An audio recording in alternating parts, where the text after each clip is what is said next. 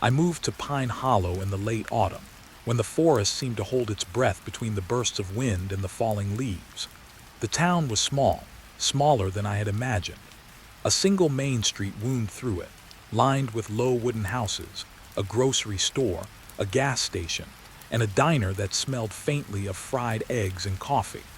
The kind of place where everyone knew your name before you even finished introducing yourself. The first few nights, I wandered through the quiet streets after dinner. The air was crisp, and the smell of damp pine needles lingered everywhere. Sometimes I would hear the soft clatter of shutters or the rustle of a fox moving through the underbrush, but mostly there was silence. The kind of silence that presses against your ears and makes you aware of your own heartbeat. I liked it at first. It was peaceful in a way that the city never could be. People here were polite. They waved when they passed you on the street, and sometimes they would stop to ask if you needed anything, even if they didn't know you. I remember old Mr. Callahan from the diner, who always insisted on giving me an extra slice of pie on account of moving in from so far away. His hands were rough and spotted with age, but his smile was gentle, almost protective. I had never met a place so quiet, yet somehow warm. For the first week, I felt like I belonged. The streets were familiar after a few walks, the rustle of the trees like an old friend's whisper. But then, it happened. Her name was Leela Gardner. She was 12, with pale skin and dark hair tied in a messy braid.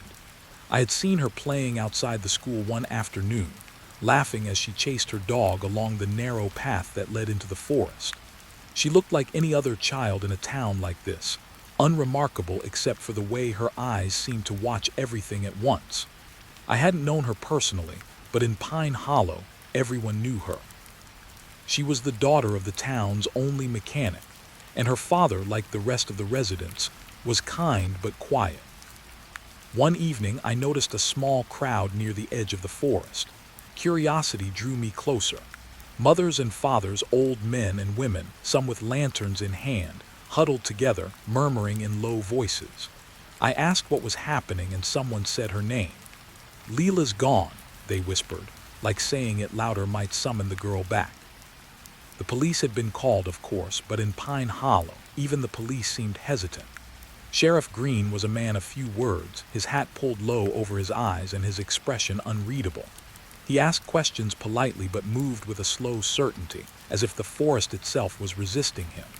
I followed from a distance, pretending to be on a walk, and watched him talk to the neighbors, his tone calm but firm.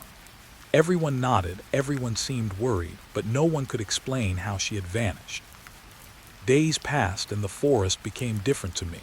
The trails I had walked countless times now seemed longer, shadows stretching where there hadn't been any.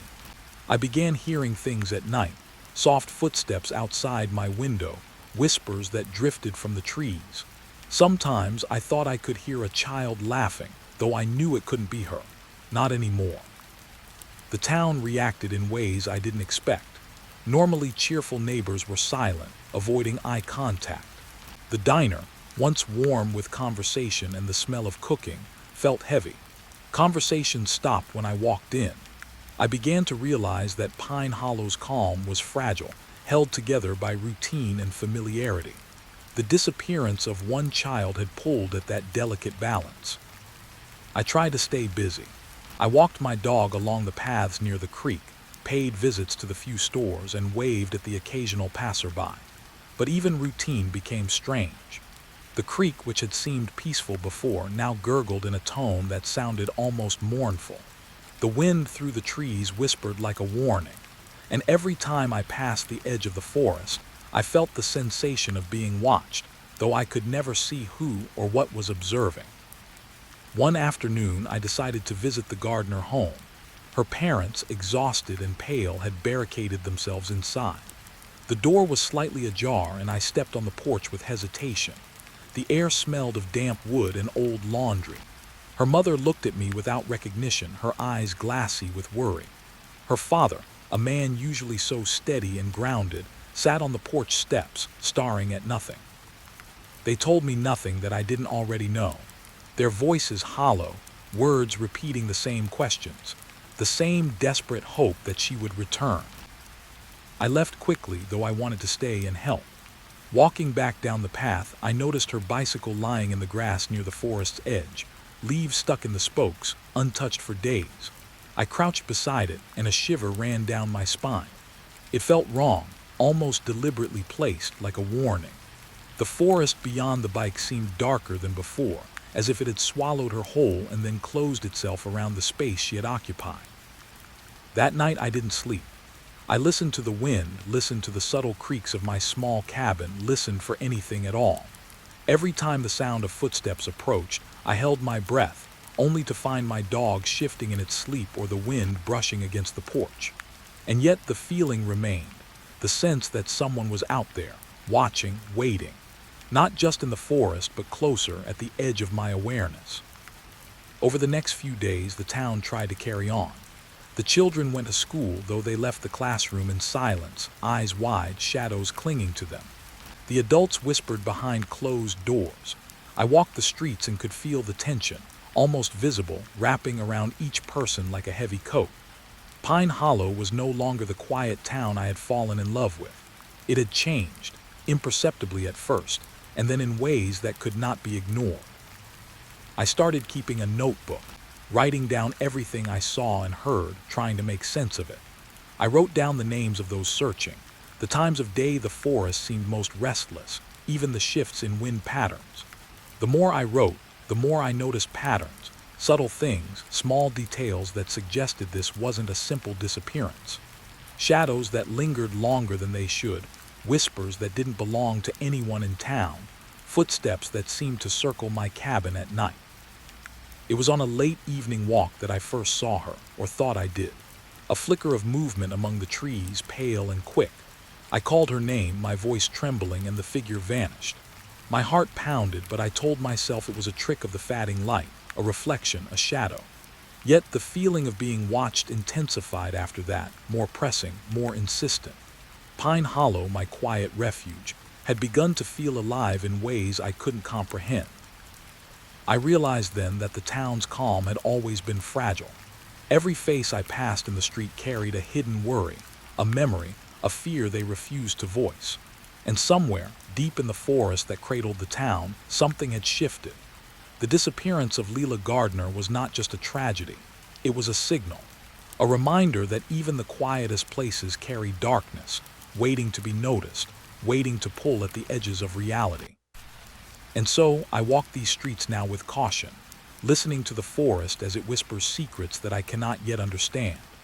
Pine Hollow is still beautiful, still warm in the afternoon sun, but the shadows have grown longer and the silence has grown heavier. And every night, as I sit in my cabin listening to the wind, I wonder if Leela Gardner is still out there, or if the forest has claimed her entirely, leaving only whispers behind. The town sleeps, or at least pretends to. I do the same, though never fully. And when the night is quiet and the wind brushes the trees just right, I swear I can hear her laughter again, carried down the paths I thought I knew, reminding me that Pine Hollow's quiet is not always what it seems. The first time I saw the cabin, I didn't know it was a cabin. It looked like a small cluster of trees at first, an odd gap in the forest where the pines thinned and the undergrowth fell away. The air felt different there, colder, as if the forest itself was holding its breath. I had been walking the trail along the creek, trying to keep my mind busy, trying to pretend the town was still the same. The creek had always been peaceful. It ran slow, clear, and steady, the kind of water that made you think of childhood summers and skipping stones. That day, the water sounded louder than usual.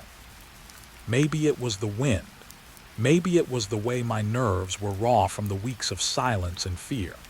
Maybe it was the way my mind was trying to fill the empty spaces with something, anything, to make sense of what had happened to Leela. I followed the creek deeper into the woods than I had ever gone before. The trees grew thicker, the path less clear. The air was damp and heavy, and my boots sank slightly into the soft earth. I felt the pull of the forest, the way it seemed to guide me. I told myself I was just exploring. I told myself it was normal to be curious, to want to see what lay beyond the familiar trail. Then I saw the cabin. It was small, Not more than one room, maybe two. The wood was dark and old, but not rotten. It looked like it had been built by someone who knew the forest, someone who had lived there for a while. The roof was covered in moss and the windows were dusty. The door was shut, but not locked. It leaned slightly to one side as if the building was tired and settling into the ground. I stood there for a moment, staring. The cabin didn't feel abandoned. It felt paused, like someone had stepped away and never returned, but not because they couldn't, because they chose not to. I walked closer. The creek ran right beside it, so close that the water's sound filled the air around the cabin. I could smell the damp wood and the faint smell of smoke, like someone had built a fire there not long ago. That was when I saw the footprints. They were fresh, not just in the sense that the ground hadn't washed them away, but in the way they were pressed into the dirt. The edges were sharp. The depth of the print showed weight. Someone had walked here recently, and the forest had not yet covered their tracks. I followed them with my eyes. They led from the creek to the cabin and then vanished into the shadow of the trees behind it. I felt my throat tighten. I didn't know why I was surprised. People in Pine Hollow were always walking the forest. Hunters, hikers, kids playing in the trees, but this felt different. The footprints were too clean, too deliberate, like someone had walked slowly, like they were trying not to make noise. I stepped onto the porch. The boards creaked softly beneath my boots. The door was shut, but it wasn't locked. I reached out, touched the wood, and felt the coolness of it. The cabin was colder than the air outside, and I realized the temperature inside might be lower because it was shaded by the trees. I pushed the door open. The inside was small and simple. A wooden table sat against the far wall, and there was a chair pulled out as if someone had been sitting there recently. A small stove sat in the corner, blackened with soot. There were a few shelves with old jars and a tin cup. The floor was swept clean. Dust was minimal, which meant someone had been here not long ago. I walked in slowly, trying to take everything in. The air smelled like wood smoke and wet earth. There was a faint, lingering scent of something else too, something sweet and faint like berries or something rotting. I couldn't place it, and that made me feel uneasy. On the table, there was a notebook. I didn't touch it at first, I just stared. The notebook was closed, its cover worn but not old. Someone had used it. Someone had written in it. I picked it up carefully. The cover was soft, like it had been handled many times. I opened it. The pages were filled with writing. Not neat writing, but hurried, like someone had been scribbling quickly, trying to get their thoughts out before they were lost. I scanned the first page. The date was written at the top. It was the day Leela disappeared. My hands went cold. I read a few lines and my heart began to pound. The words were simple, but the meaning behind them was heavy. The writer talked about the forest, about the quiet, about how the trees seemed to whisper at night. They wrote about hearing footsteps when no one was there. They wrote about the creek sounding louder than it should. They wrote about feeling watched. The last entry was not complete. It ended mid-sentence, like the person had been interrupted. The handwriting became shaky, and the ink looked darker, as if the writer had pressed harder with the pen. I flipped through the rest of the pages, but the entries were scattered. Some were recent, some were older. There were notes about food, about the weather, about people in town. There were names, too, names of people I recognized. Sheriff Green's name appeared. Mr. Callahan's name appeared. Even Leela's father, the mechanic. But the most chilling part was that the notebook mentioned me. My name was written in the same shaky handwriting. It was written as if the writer had been speaking directly to me, even though I had never met them. It said, "He will come. He always comes. He listens. He waits." I dropped the notebook onto the table like it burned me. The sound of it hitting the wood echoed in the small room, and for a moment I felt as if the cabin itself had shuddered. I stepped back, my eyes scanning the walls, the floor, the corners. I felt like I was being watched, not from the outside, but from inside the cabin. The air felt thick. The silence felt heavy. I should have left. I should have walked back to town, told someone, and never returned. But something kept me there. Curiosity, fear, a need to understand. I moved toward the stove and noticed the ashes inside were still warm. Not hot, but warm. Someone had used it recently. Someone had been here not long ago. I walked to the window and looked out. The forest outside was quiet. The creek ran steadily. The trees stood tall and still, but I could see something in the distance just beyond the line of trees. A figure. It was too far away to make out clearly, but I could tell it was a person standing very still, watching the cabin. The figure did not move. It did not wave. It did not call. It just stood there as if waiting for me to notice. I blinked and it was gone. I turned back to the inside of the cabin and my breath caught in my throat. The chair that had been pulled out was now pushed in. The notebook lay open on the table as if someone had turned it. The pen I hadn't seen before was on the table, and there were fresh ink marks on the page. I had not moved the notebook. I had not turned the page, but the words were there now, written in a different hand. Not the shaky handwriting. A neat, careful handwriting. The words read, "You shouldn't be here." I felt a cold wave pass through me. I didn't know if I was more afraid of the words or the fact that they were written in a handwriting I recognized. It was my own. I stared at the page, unable to look away. The letters were precise, like someone had been practicing them for a long time. I felt my mind trying to reject the idea, trying to find a rational explanation. Maybe someone had found my notebook, or maybe I had written it and forgotten. Maybe it was a trick of the mind, a mix of fear and exhaustion. But the handwriting was too familiar. It was the way I wrote when I was calm, the way I wrote when I was thinking clearly, the way I wrote when I was not afraid. I closed the notebook quickly, as if it could hurt me if I stared too long. I put it back on the table and backed away from it. Then I heard the sound. A soft scrape, like a branch brushing against the side of the cabin. I froze, my heart beat loud in my chest. The sound came again, closer this time.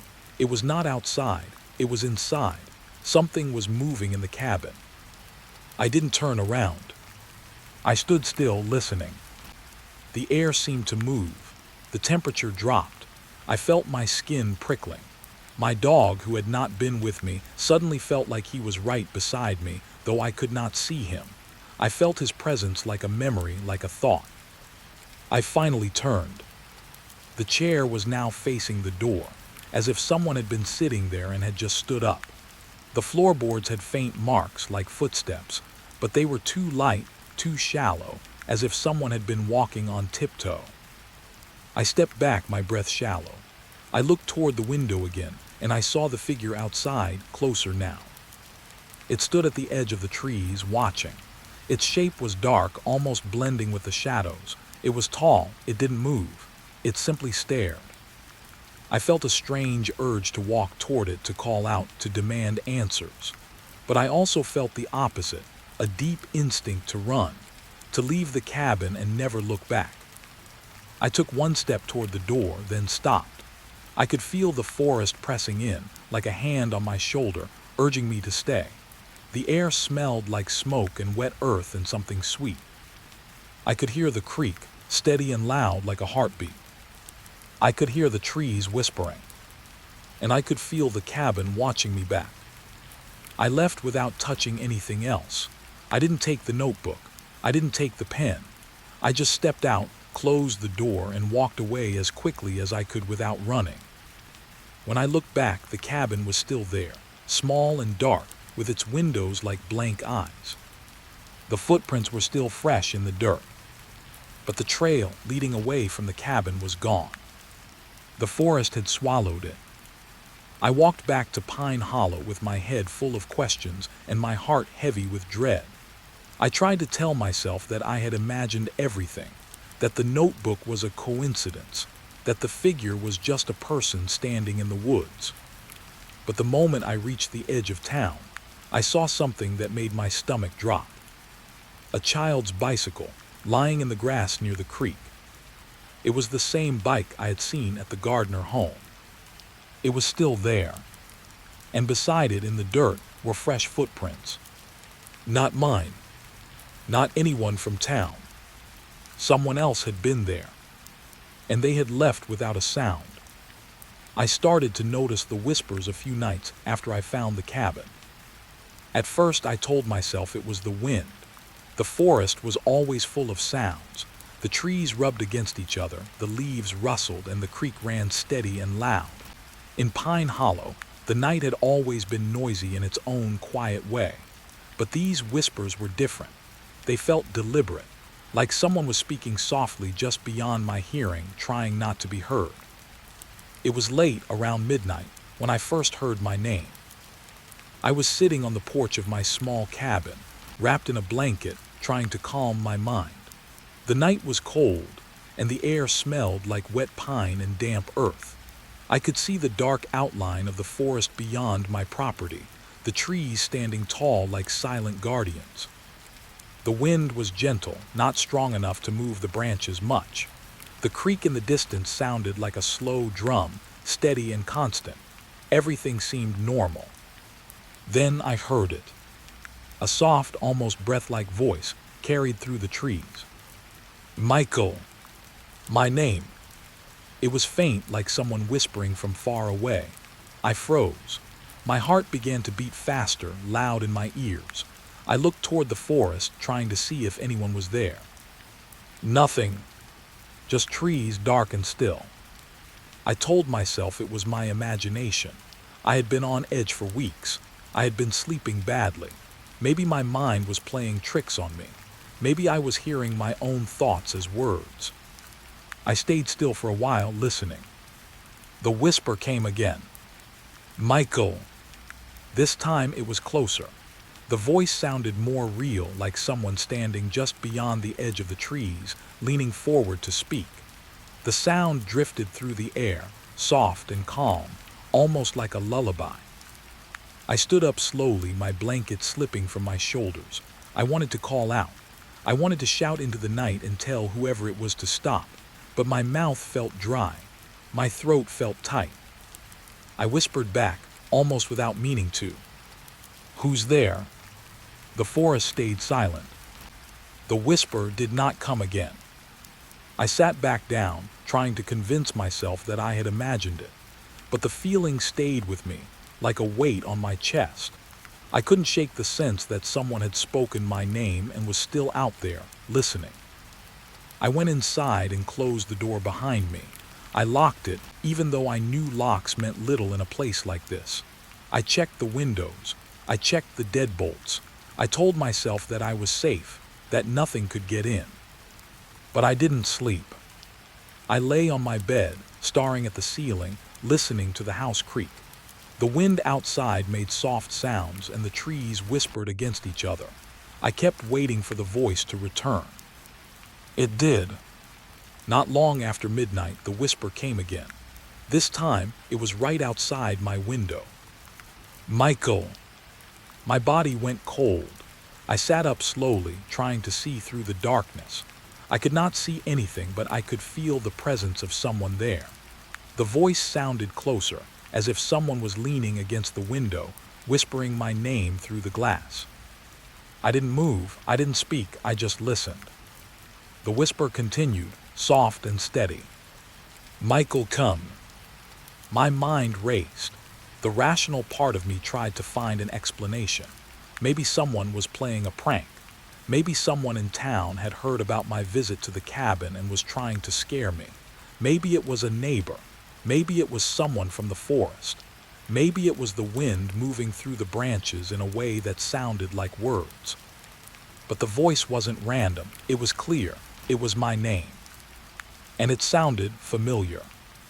Not like a stranger, like someone who knew me. I sat there frozen, listening as the whisper faded into the night. When it was gone, I felt the silence in the room like a physical thing. It pressed against my ears. It made my heart feel heavy. The next day, I tried to act normal. I went to the diner. I walked the streets. I greeted people like nothing had happened. but I felt like I was being watched, like everyone could tell something was wrong with me. Even the way they looked at me felt different now, like they were waiting for me to say something, to confess that I had seen something in the forest. I kept thinking about the cabin, the notebook, the handwriting, the words that had been written in my own pen, the feeling of being watched. I told myself I would go back. I told myself I needed to understand. I needed to know if the whispers were real, if the cabin was real, if the forest was hiding something. That night I walked to the edge of the forest again. The air was colder than before. The wind was stronger. The trees creaked and swayed, and the creak sounded louder, as if it was closer. I stood at the edge of the trees, staring into the darkness. The path was barely visible. The forest looked like a wall, thick and impenetrable. I could feel the weight of it, the way it seemed to hold secrets inside. I stepped in. The forest was dark, but not pitch black. The moon was out, thin and pale, and it cast a faint light through the branches. I walked slowly, careful not to make noise. The ground was soft, covered in fallen leaves. The smell of damp earth filled my nostrils. As I walked, I kept hearing whispers. Not one voice, but many. They were faint, like a crowd of people speaking softly. The words were not clear, but the sound was constant. It was like the forest itself was speaking, or like the trees were passing messages to each other. I stopped and listened. The whispers seemed to come from all directions, from above, from below, from the sides. It was as if the forest was alive with voices. I started walking again, my heart pounding. The whispers followed me, moving with me. The sound seemed to shift as I moved, like the voices were adjusting to stay close. I tried to focus on the path to find my way, but the forest seemed to change. The trees looked different. The trail seemed to twist in ways it hadn't before. I felt disoriented, like I was losing my sense of direction. I stopped again. I listened, and then I heard it. My name. Michael. This time, the voice was right next to me. I turned quickly, but there was no one there. Just trees, just shadows, just the sound of the wind. The whisper came again, closer. Michael, come. I felt my skin crawl. My heart hammered in my chest. I tried to run, but my legs felt heavy, like they were moving through thick mud. The forest seemed to slow me down, as if it didn't want me to leave. The whispers grew louder. They were all around me now, overlapping, mixing together. I couldn't tell which direction they were coming from. I felt trapped. I forced myself to breathe. I tried to calm down. I tried to think logically. Maybe it was just my mind. Maybe the stress of the disappearance, the cabin, the notebook, had finally gotten to me. Maybe I was imagining things. But then I heard something else. A soft sound, like a child laughing. It was so faint that I wasn't sure I had heard it, but my body reacted instantly. My skin went cold. My stomach dropped. I thought of Leela. I thought of her bicycle by the creek. I thought of her parents sitting on the porch, their eyes empty. I thought of the forest taking her. The whisper came again, and it was not my name this time.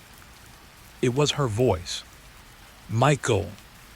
It sounded like her, but older, like someone who had learned to imitate her voice but couldn't quite get it right. It sounded wrong, like a mask. The whisper drifted through the trees, and I felt something move behind me. I turned, and for a moment I saw a shape in the shadows. A dark figure standing between two trees. It didn't move. It didn't step forward. It simply stood there watching. I stared at it, unable to look away. The figure was too dark to make out any details, but I could feel its presence. It felt like a person. It felt like something that was waiting.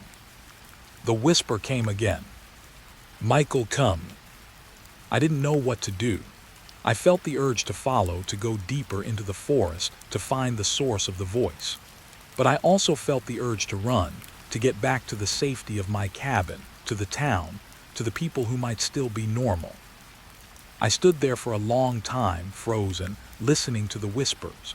They grew softer, as if the forest was pulling them away.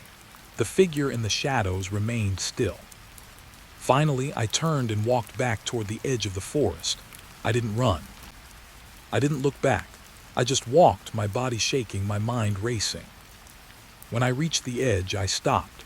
The forest behind me was silent again. The whispers were gone. I looked back once, and I thought I saw something moving between the trees, like a shadow slipping away. I walked home slowly, my mind replaying the night over and over. I tried to tell myself it was just my imagination, but the voice had sounded too real. The forest had sounded too alive. That night I slept for only a few hours. I woke up several times, each time expecting to hear my name. Each time, the silence pressed against my ears like a heavy blanket. In the morning, I checked the notebook again.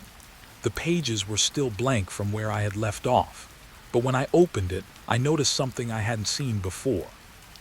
A new line of writing, fresh ink, written in the neat handwriting. It said, "You heard us." I stared at the words, feeling the cold rise in my chest. I didn't know what they meant. I didn't know who us was, but I knew one thing. The forest had noticed me, and it had decided to speak. I found the grave on a day when the forest felt almost friendly. It was late afternoon and the sun was low, casting long shadows through the trees.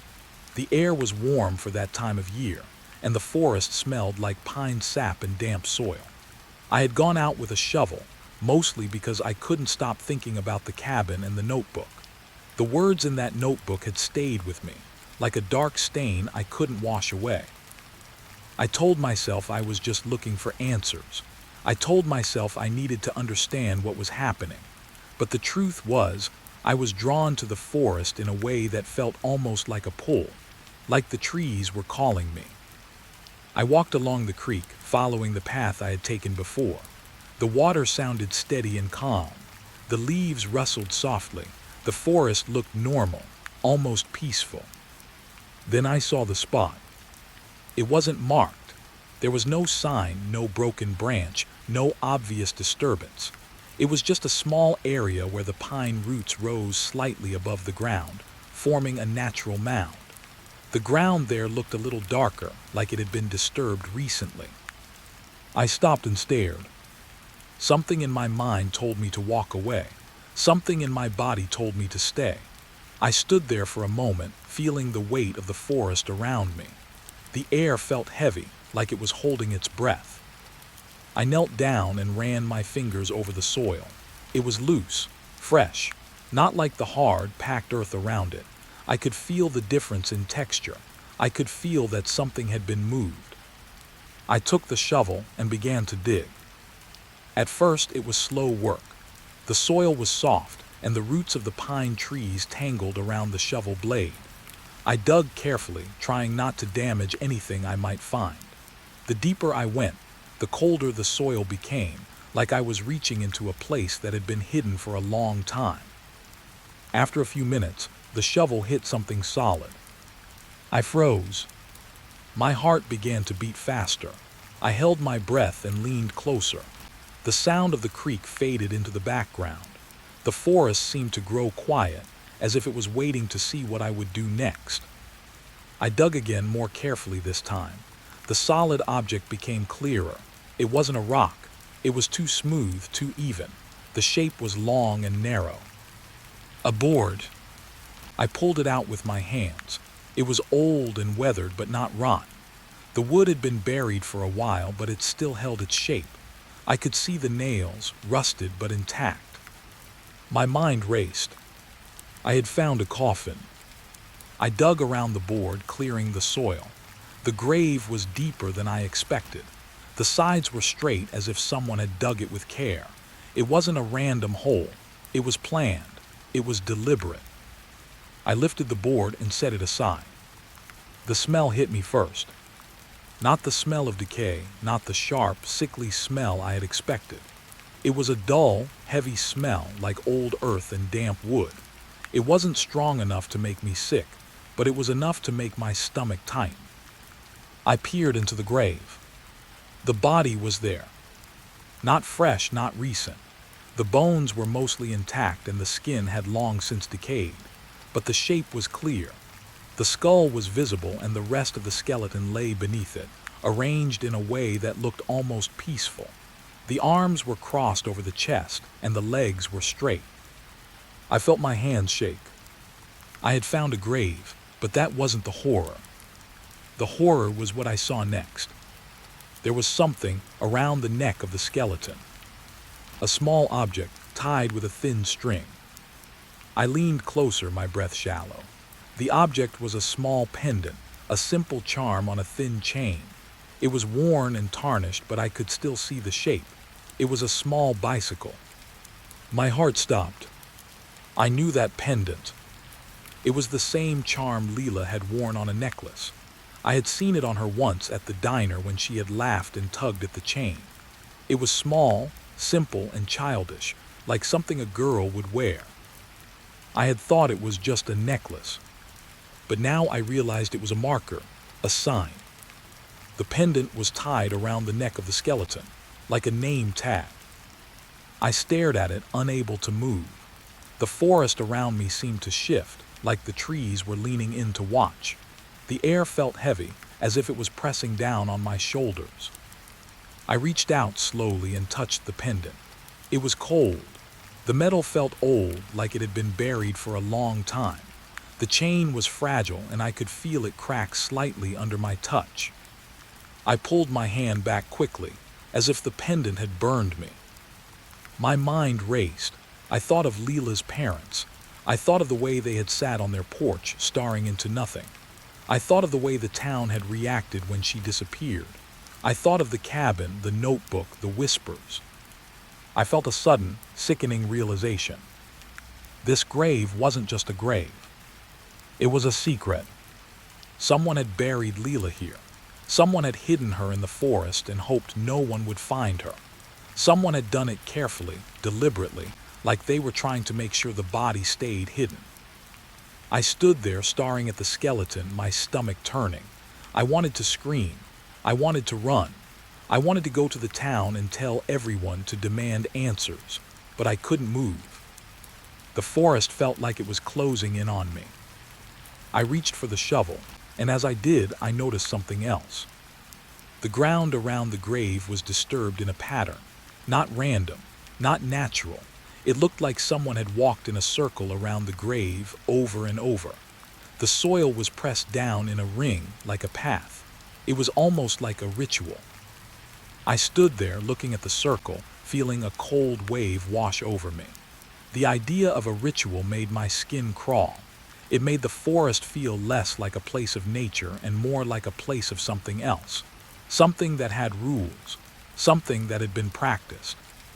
I looked back at the skeleton. The skull was turned slightly to the side, as if the person had been looking at something when they died. The bones were arranged carefully. The body had been placed with intention. The grave was not a simple burial. It was a statement. I felt my mind try to make sense of it. I tried to find a rational explanation. Maybe someone had buried a pet. Maybe it was an old grave from long ago. Maybe the pendant was not what I thought it was. But the pendant was too clear. The shape was unmistakable. A bicycle, Leela's bicycle charm, the same one she wore, the same one her father had mentioned when he spoke about her. I knew in that moment that the body was hers. I felt a wave of nausea and grief crash through me. The forest seemed to spin. My hands went numb. My vision blurred for a moment and I had to blink hard to clear it. I thought of Leela's laughter, her dark hair in a messy braid, her eyes watching everything, the way she had seemed older than her age. And I thought of the way the town had reacted, the way they had tried to carry on, the way they had acted like it was just a missing child, as if she might come home any day. But she was here, buried beneath the pine roots, hidden, and the true horror wasn't just that she was dead. It was that someone had known. Someone had buried her and expected no one to find her. Someone had done it with care. I closed the grave carefully, covering the bones with soil, as if burying them again would make it easier to live with. I placed the board back on top, and I covered it with pine needles. I tried to make it look like the ground had never been disturbed. Then I stood up and looked around. The forest was quiet, too quiet. The creek sounded distant. The wind had stopped. Even the birds seemed to have gone silent. I felt like I was being watched. I turned slowly, scanning the trees. I saw nothing, but I felt the presence of someone, like a shadow between the trunks, like eyes watching me. I didn't wait to see more. I walked back to Pine Hollow as fast as I could. My heart pounding, my legs heavy. I kept thinking about the pendant, about the circle of disturbed soil, about the careful burial. I kept thinking about the fact that the grave had been hidden under the pine roots, like the forest itself had tried to hide the truth. When I reached the town, I didn't go to the sheriff. I didn't go to the Gardner home. I didn't tell anyone. I went home, sat down, and stared at the notebook. The words in it seemed to blur. The handwriting felt like a different person. The forest had a way of making everything feel unreal. But I knew what I had found. And I knew what it meant. The quiet town of Pine Hollow was not just hiding a missing child. It was hiding the truth about who had taken her. And the forest had been keeping the secret for a long time. I didn't expect to inherit anything. Not from my uncle, anyway. He was a quiet man, the kind who didn't speak much and didn't leave much behind. I had only visited him a few times in my life, and each time I left feeling like I had stepped out of a different world. His house was always quiet, like it held its breath. The forest around it was thick, and the town nearby was small and slow. When he died, I didn't know what to expect. I assumed there would be a few old things, maybe some papers, a few pieces of furniture. But when the lawyer called and told me I had inherited his home, I felt a strange mix of surprise and unease. It wasn't just the house. It was the location. The fact that my uncle had lived so far from everyone. The way he had always seemed distant. I drove to Pine Hollow in late afternoon, the sky gray and heavy with clouds. The town looked the same as I remembered from my uncle's visits. Quiet streets, low wooden houses, a diner that always smelled like coffee and something sweet, and the forest that seemed to press close to the edge of everything. The house was at the end of a narrow road just past the last row of houses. It sat on a small hill, surrounded by tall pine trees. The porch was wide, with a wooden railing that had been painted white once but now looked faded and worn. A single lantern hung from the porch ceiling, and it was lit. I stopped the car and stared at it. The lantern was glowing. It was late afternoon. The sky was still bright enough to see everything clearly, but the lantern burned as if it were night.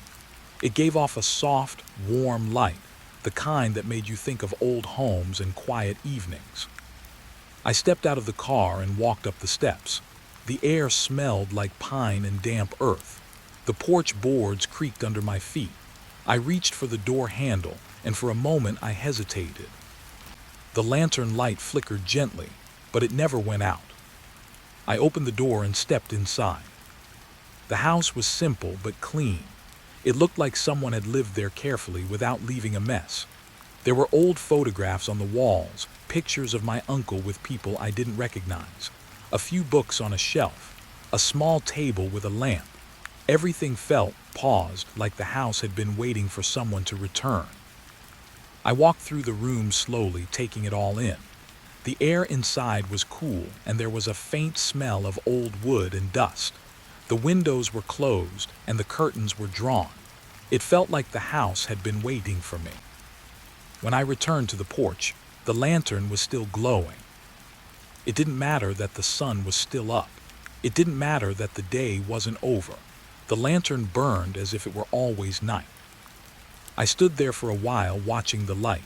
The glow was soft, not harsh. It didn't hurt my eyes, but it felt wrong. It felt like a small thing that shouldn't be there, like a whisper in a room where no one should be speaking. I went back inside and tried to ignore it. I told myself it was just a lantern, that it might be on a timer, that my uncle had set it to stay lit. But the thought didn't make me feel better. It made me feel more unsettled, like the lantern was a deliberate choice. That night I slept in the room at the back of the house. The bed was old but comfortable. The air was cool and the sound of the forest outside was constant. I fell asleep quickly, exhausted from the drive and the strange day. I woke up in the middle of the night. I didn't know why at first. I just woke up as if something had nudged me. The room was dark but not completely. The lantern on the porch was still glowing and its light filtered through the curtains, casting a soft glow into the room. It wasn't bright, but it was enough to make the shadows move. I sat up slowly, my heart beating in my chest. I listened. The forest outside was quiet, the air was still, the house was silent. I told myself to go back to sleep. But I couldn't. The lantern light felt like it was watching me. I got out of bed and walked to the window. I pulled the curtain aside slightly and looked out. The porch lantern was still lit, glowing softly like it had been doing all day. I could see the light reflecting off the wet boards. The forest beyond the porch looked dark and dense. I felt a chill run down my spine. I went back to bed and tried to sleep again, but the lantern light kept pulling at my thoughts. I kept imagining the forest, the trees, the darkness beyond the porch. I kept imagining the light as a small beacon, calling to something in the woods. The next day, I went into town and asked around. I didn't mention the lantern at first. I didn't want to sound like I was imagining things. I asked about my uncle, about his life, about the town. People were polite but distant. They spoke in quiet tones, as if they didn't want to be overheard. They nodded when I mentioned my uncle's name, but they didn't say much else. Finally, I asked about the lantern. A woman at the diner looked at me for a moment, then lowered her voice. "That lantern's been lit for years," she said, "ever since the house was built." "Even in the daytime?" I asked. She nodded. "Even in the daytime." "Why?" I asked. She shrugged.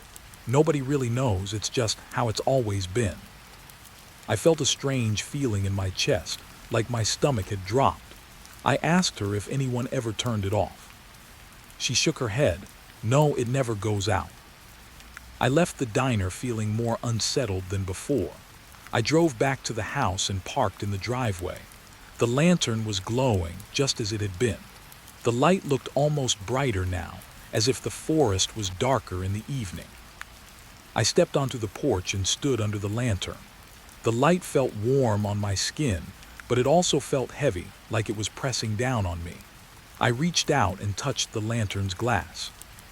It was warm, but not hot. It felt like it had been burning for a long time.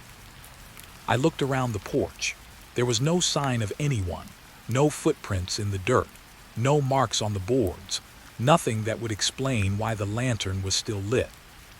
I went inside and tried to distract myself. I read some of the old books. I looked through the photographs.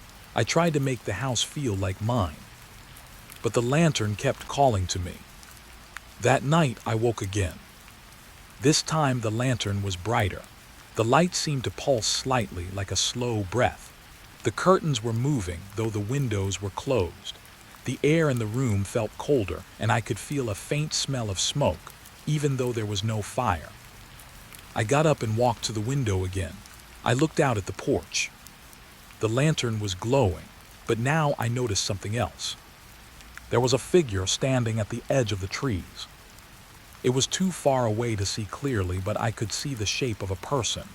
They stood still, facing the house. They didn't move. They didn't wave. They just stood there, watching the light. I felt my heart race. I stared at the figure, unable to look away. The forest seemed to hold its breath. Then the figure stepped back into the trees and disappeared. I stood there for a long time, listening to the night. The lantern continued to glow, steady and calm. The forest remained silent. I went back to bed, but sleep didn't come. I lay there, staring at the ceiling, thinking about the lantern, thinking about the figure, thinking about my uncle and his quiet life. The next morning, I decided to investigate the lantern. I went to the porch and examined it carefully. It was old, made of metal and glass. There was no obvious way to turn it off. No switch, no wick, no fuel. It looked like it had been built to burn forever. I touched it again, and the warmth spread through my fingers. It felt like the light was alive. That night I sat on the porch with a blanket around my shoulders. I watched the lantern glow as the sun went down. I watched the forest darken. I listened to the quiet. The lantern stayed lit, and the forest stayed still. But I couldn't shake the feeling that the light was not just a light, that it was a signal, a warning, a beacon. And I couldn't shake the feeling that something in the woods was watching it. Something that had been watching it for a long time. Something that had been waiting. The first time I heard the knock, I thought it was the wind. It was a quiet night, the kind that makes you feel like the whole world has paused. The forest outside my house was still, the trees standing like dark silhouettes against the sky. The lantern on the porch glowed softly, casting a warm light over the steps. Inside, the house felt calm. The old wood creaked once in a while, but that was normal. It was the kind of sound that made you feel safe, like the house was alive and settling. Then at midnight, there was a knock. Not loud, not aggressive, just a gentle knock, like someone tapping on a door they weren't sure they should open. I sat up in bed, my heart beating faster. I listened. The knock came again, a little louder this time. I lay still for a moment, trying to convince myself it was nothing. Maybe a branch had hit the porch. Maybe a stray animal. Maybe the wind had found a way to make the sound. But the knock came again. This time, it sounded like a person. I got out of bed slowly, my feet touching the cold floor.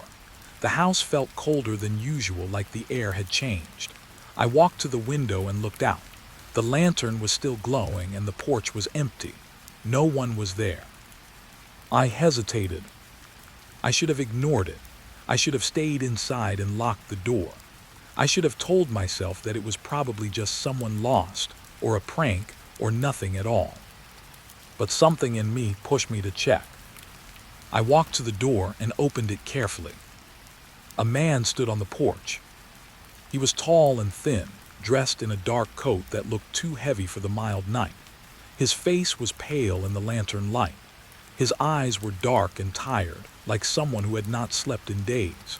His hair was messy, and he looked like he had been traveling for a long time. He didn't smile. He didn't greet me. He simply stood there, looking at me with a kind of quiet intensity. "I'm looking for her," he said. His voice was low, almost a whisper. It sounded tired. It sounded like he had been speaking to the same person for a long time, and he was still not satisfied with the answer. "Who?" I asked. He looked past me, as if he could see inside the house. Then he looked back at me. "Evelyn," he said. "Evelyn Callahan." My stomach dropped. Evelyn Callahan had been dead for years. Everyone in Pine Hollow knew that. She was the town's old librarian, the woman who used to sit behind the counter and quietly help people find books. She had died in her home, alone, and her funeral had been small. The town had mourned her quietly, and then life had moved on. "I'm sorry," I said, my voice shaky. "She's not here, she's gone." The man's eyes did not change. He did not look surprised. He did not look sad. He simply nodded as if he had expected my answer. "I know," he said. "I know she's gone, but I need to speak to her." I stared at him, unsure of what to say. The lantern light flickered slightly, and for a moment I thought I saw his face change, like a shadow moving across it. But it was just my mind playing tricks on me. "I can't help you," I said. "She's dead." The man stepped forward slightly, his eyes never leaving mine. "I know," he repeated. "I know she's dead, but she's still here, she's still in the house." I felt a cold wave wash over me. The air around me felt heavier. The forest outside seemed darker. "Who are you?" I asked.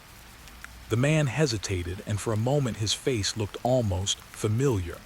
like I had seen him before, somewhere in the town or in the forest, but I couldn't place him. "My name is Jonah," he said. "I'm a friend of hers." "A friend," I repeated, not sure if I believed him. She didn't have many friends. Jonah nodded. "She had one," he said, "and he was not from here." He paused and his eyes flicked toward the lantern, as if the light itself mattered to him. Then he looked back at me.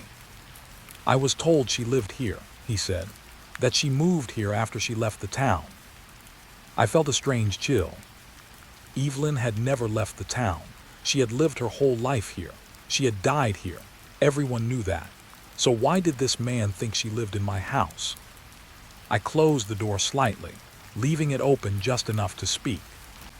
"I don't know what you're talking about," I said. "This is my uncle's house. He lived here. Evelyn, she lived in town." Jonah's expression didn't change. He looked tired but determined. "Then you must be the one who knows where she is," he said. "You must be the one who can tell me where she is." I felt a wave of anger mixed with fear. How dare this stranger come to my house in the middle of the night and demand answers about someone who had been dead for years? "I'm not helping you," I said firmly. "Please leave." Jonah's eyes narrowed slightly. He didn't move. He just stared. Then he spoke again, and his voice was softer, almost pleading. "She told me she would come back," he said. "She told me she would come back when the lantern was lit." My heart skipped a beat. The lantern. I looked down at the porch lantern, glowing softly above us. It felt like the light had grown brighter, as if it had heard his words and responded. Jonah continued, his voice low. "She said the light would guide her home," he said. "She said she would return when it was lit again." I felt a cold wave wash through me. The words sounded like something out of a story, something a person might say to comfort themselves.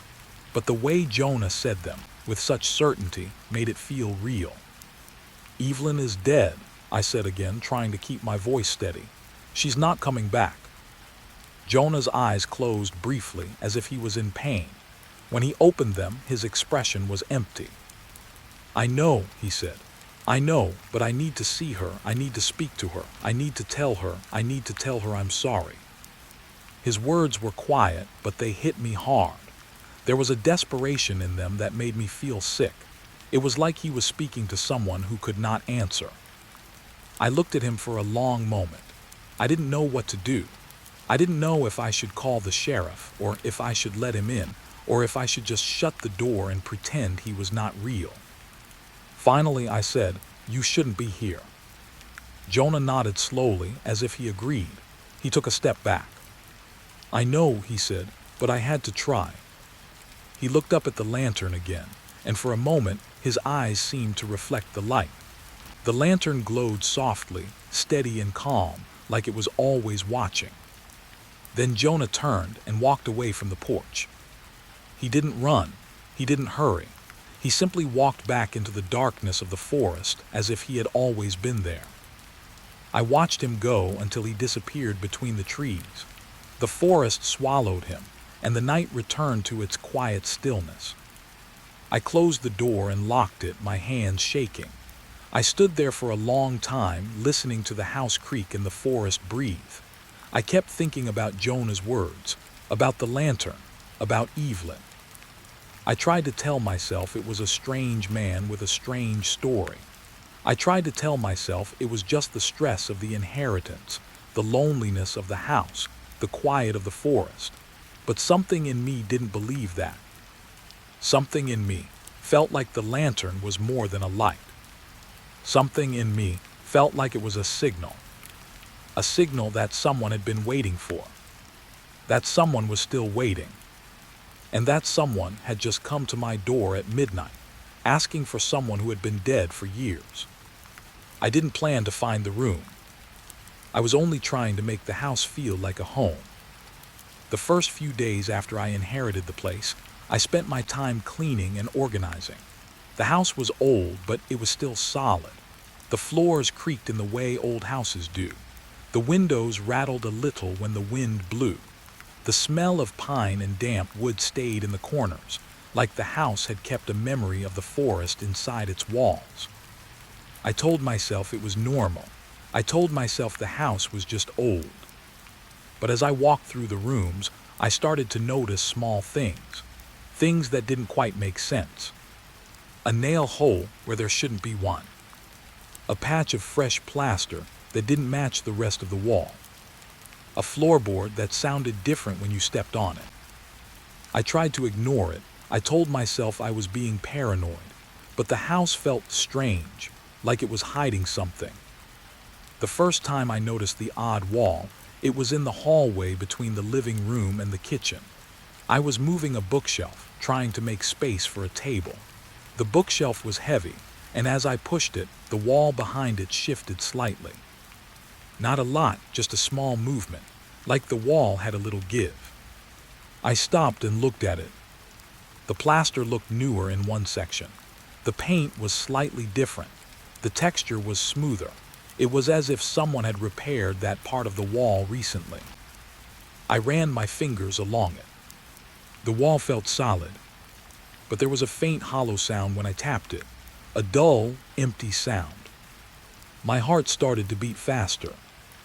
I stepped back and looked again. The wall was just a wall. It had to be. Houses sometimes have hollow spaces behind walls. It was nothing. I kept working, but the thought stayed in my head. That night I lay in bed and stared at the ceiling. The lantern on the porch glowed softly outside my window like a distant star. I tried to sleep, but my mind kept returning to that wall. The hollow sound, the patch of new plaster. I finally got up, pulled on a sweater and went to the hallway. I stood in front of the wall and listened. The house was quiet. The forest outside was quiet. Even the wind seemed to have stopped. I put my ear against the wall. I heard nothing. Then I heard a faint sound, like paper moving. I pulled back, my heart pounding. Paper inside the wall. I stood there for a long time listening. The sound came again, a soft rustle like someone shifting a stack of papers. I backed away slowly, feeling a chill move through me. The house felt colder, as if the wall itself had a presence. I went back to my bedroom and tried to calm myself. I told myself it was nothing.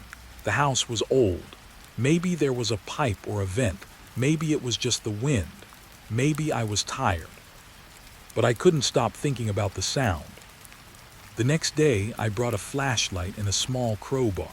I told myself I was going to check the wall properly. I told myself I was being practical. When I moved the bookshelf again, the wall shifted slightly. I pushed it with the crowbar and the plaster gave way. It wasn't a big hole, just enough for my hand to fit through. I reached in and felt the inside. Cold air. And something else. Paper. I pulled the plaster away slowly, careful not to make too much noise. The wall opened up to reveal a narrow space, like a small closet hidden inside the wall. My flashlight beam cut through the darkness. Inside there were stacks of folders, old, dusty folders. They were tied with string, like someone had tried to keep them neat. The labels on them were faded, but I could make out words. Missing. Unsolved. Reports. My hands shook as I pulled one of the folders out. The paper was yellowed and brittle. The folder was thick, filled with pages. I opened it. Inside were police reports. Names, dates, descriptions, photographs. Missing person files. I felt my stomach drop. The names were familiar. People from Pine Hollow. People I had grown up hearing about. People who had disappeared years ago.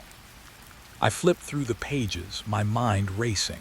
The files were old, but the handwriting was clear. The reports were detailed. They looked official. They looked like they had been written by someone who had been trying to solve something. The names on the files were not random. They were all people who had vanished in the forest. I sat down on the floor, the cold wood pressing into my legs. I felt dizzy. The house seemed to spin slightly, like the walls were moving. I looked at the folder again. There was a photograph tucked inside, folded in half. I unfolded it carefully. It was a picture of a young woman standing in front of the house. She was smiling, but her eyes looked tired. The photograph was old, the edges worn. I recognized her immediately. It was Evelyn, the librarian, the woman who had been dead for years. My hands went cold. I stared at her face, and for a moment I felt like she was looking back at me, like she knew I was here, like she had been waiting. I looked through the rest of the folder. There were more photographs, more names, more dates. Then I saw something that made my breath catch. A report with my name on it. Not mine exactly, but close enough to make my skin crawl. It was a report about a man who had been found missing, last seen in the forest near Pine Hollow. The description matched me. The date was years ago. But I had never been missing. I had never been in the forest alone at night. Or had I? I flipped through the pages again, trying to make sense of it. The report was detailed. It described a man with my build, my height, my features. It mentioned a home in the forest. It mentioned a lantern. It mentioned a porch. My heart was pounding so hard it felt like it might break through my chest. I looked at the report again, and my eyes landed on a sentence that made my blood run cold. Subject reported hearing voices. Subject reported seeing a man at the porch. Subject claims the lantern never goes out. I swallowed hard. I had been thinking it was just a strange old lantern. But now it felt like something else. Something that had been recorded. Something that someone had been watching. I stood up slowly, my legs unsteady. I stared at the hidden room, the stacks of files, the evidence of something that had been hidden for a long time. The house felt different now. It felt less like a home and more like a trap, like the walls had been built to keep something inside. I closed the folder and put it back carefully. I didn't want to leave it open.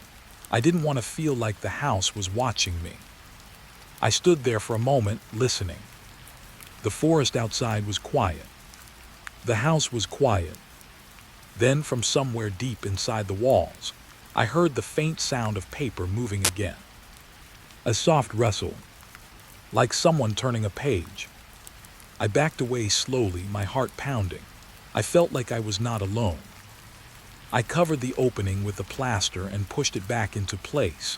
It wasn't perfect, but it looked like a wall again. I moved the bookshelf back into position, hiding the spot. I stood in the hallway for a long time, staring at the wall, waiting for something to happen. Nothing did. But I knew the room was still there. And I knew the files were still inside. And I knew that someone had hidden them for a reason. I went back to my bedroom and lay down, trying to calm my breathing. I kept thinking about the report with my name on it. I kept thinking about the photograph of Evelyn. I kept thinking about the lantern. I tried to tell myself it was a coincidence. I tried to tell myself I was just imagining things. But the house felt like it was holding its breath. And the forest outside seemed to be listening. I didn't want to believe it. But the truth has a way of finding you, even when you try to hide from it. After I found the hidden room, I couldn't stop thinking about the files, the police reports, the missing person cases, the photograph of Evelyn, the report that sounded like it was about me. I tried to go back to normal life, but the house wouldn't let me. Every time I walked past the hallway, my eyes drifted to the wall where the hidden room was. I felt like the house was watching me, like it knew I had discovered something. The lantern on the porch glowed every night, steady and calm. It never flickered. It never went out. It was like it was waiting for something. And I kept hearing the soft sound of paper moving inside the walls, like someone was still reading those old files. One morning, I decided I couldn't ignore it anymore. I needed answers. I drove into Pine Hollow and went to the town library.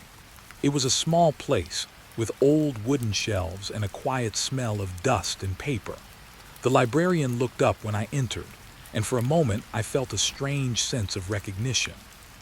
She was younger than Evelyn had been, but there was something in her eyes that reminded me of the old librarian. I approached her carefully. "Hi," I said. "I'm new in town. I inherited a house out by the forest." She nodded politely. "Welcome," she said. "The forest houses are nice, quiet." I hesitated. "Do you know anything about a woman named Evelyn Callahan?" The librarian's face changed. Her eyes went distant, and she looked like she was trying to remember something she didn't want to remember. "Evelyn," she repeated softly. She was here a long time. She helped everyone." I nodded. "Do you know if she had any connection to a house out by the creek?" The librarian shook her head slowly. "Not that I know of," she said, "but there are stories, people talk." "What kind of stories?" I asked. The librarian looked around, as if she was afraid someone might overhear. Then she leaned closer. "There was a man," she whispered. "A serial killer. Years ago, he was never caught. People called him the Lantern Man." My stomach dropped. "The Lantern Man," I repeated. The librarian nodded. "He used a lantern," she said. "He would leave it lit outside the houses he was going to visit. He would lure people out. He would make them think someone was there. He would make them feel safe." I felt my skin go cold. "I found a lantern on my porch," I said quietly. "It never goes out." The librarian's eyes widened. "That's not good," she said softly. "That's not good at all." I stared at her. "Why?" The librarian swallowed hard. "The Lantern Man," she said. He was never caught, but he left clues, he left symbols. People say the lantern was his sign." I felt a wave of dread wash over me. I tried to tell myself it was just a story, just a legend. But the way the librarian spoke, the way her voice trembled, made it feel real. "What happened to him?" I asked. The librarian looked down at her hands. "No one knows," she said. "Some say he died, some say he left town, some say he's still out there." I sat down slowly, my mind racing. The house, the lantern, the hidden room, the files, the reports. It all felt connected. I left the library with a heavy feeling in my chest. I drove back to the house, my hands gripping the steering wheel tightly. The forest looked darker than usual, like it was hiding something. When I got home, I parked the car and stood in front of the porch. The lantern glowed softly, casting a warm light over the steps. It looked harmless. It looked comforting. But I couldn't shake the feeling that it was watching me. I went inside and sat at the kitchen table, staring at the wall where the hidden room was. I tried to think logically. Maybe the files were planted. Maybe someone had been using the house to hide old reports. Maybe the lantern was just a lantern. But the more I thought about it, the more the pieces fit together. The missing people, the forest, the lantern, the house. It was like the house remembered. Like it had recorded every crime. Like it had been waiting for someone to come back. I decided to look through the files again. I went to the hidden room and opened the wall. The stacks of folders were still there, dusty and silent. I pulled out the folder with Evelyn's photograph and set it on the floor. Then I pulled out another folder, one that looked newer than the rest. The paper was less yellowed. The ink was darker. It was a file labeled Lantern Man. I felt my breath catch. The folder was thick, filled with reports and notes. There were sketches, there were maps, there were witness statements. I opened it carefully. The first page was a report from the sheriff's office. It described a series of disappearances in the forest. It described how the victims had all been last seen near a house with a porch light. It described how the lantern was always lit. Then I saw a list of names. The names were all the missing people. And at the bottom of the page, in bold letters, was a name I recognized. My name. I stared at it, my heart pounding. I read the description again, trying to make sense of it. It was like the report was describing me as a victim. But I wasn't a victim, I was here, I was alive. Or was I? The report continued. It described a man who had been seen in the forest at night, carrying a lantern. It described how he would knock on doors and ask for someone who was dead. It described how he would vanish into the trees. I felt a cold sweat break out on my skin. I looked at the report again, and my eyes fell on a line that made my blood run cold. Subject claims the house remembers. I swallowed hard. The house remembers. I looked around the hidden room at the stacks of files. The house had been keeping records. The house had been holding evidence. It felt like the house itself was a witness. A silent witness to the crimes. I thought about the lantern, the way it never went out, the way it seemed to glow with a life of its own, the way Jonah had appeared at my door asking for Evelyn. Maybe the lantern was not just a tool. Maybe it was a sign, a mark, a connection. Maybe the house was tied to the lantern man. Maybe the house was where he kept his memories. I closed the folder slowly and put it back in the stack. My hands were shaking. I felt like I was losing control of my mind. I stood up and walked out of the hidden room, closing the wall behind me. The house felt quiet, too quiet. I went back to the porch and looked at the lantern. It glowed softly, like it was waiting. I felt a strange urge to reach out and touch it, to feel the heat of the glass, to see if it was real. But I didn't. I stood there for a long time, staring at the light. The forest was silent, the house was silent, the lantern glowed. And I realized something that made my heart feel heavy. The house wasn't just remembering the crimes. It was remembering the killer. And it was waiting for him to come back. I've always liked maps. Not in a childish way like a treasure hunt, more like a quiet comfort. Maps make the world feel organized. They give you a sense of control. They tell you where you are, where you're going, and what to expect. That's why I was surprised when I found a trail that wasn't on any map at all. It was a late autumn morning when I decided to hike the forest near Pine Hollow. The town was small, the kind of place where people knew each other's names and secrets. I had been visiting for a few weeks, staying in the rental house near the edge of town. I needed the quiet. I needed the woods. I needed something to distract me from the feeling that I was being watched. I packed my backpack like I always did.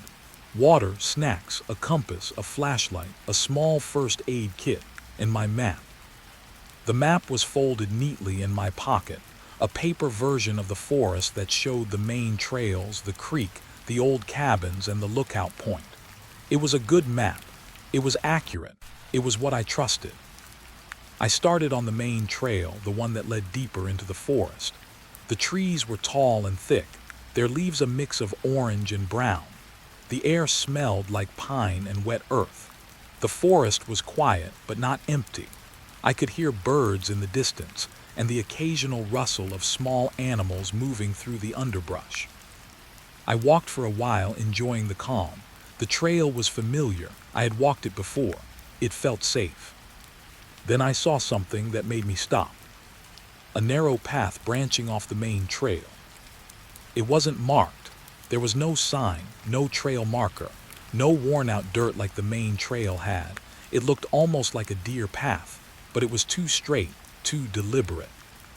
I pulled out my map and checked it. There was nothing. No trail, no path, just a blank space where the forest should be. I looked up at the path again. It seemed to invite me like it was waiting. I felt a strange pull in my chest, like the forest was calling me. I told myself it was nothing. I told myself to stay on the main trail, but the curiosity was stronger than my caution. I wanted to know why the path was there. I wanted to know what it led to. I stepped onto the path. The ground was soft, covered in fallen leaves. The trees were closer together and the air felt cooler.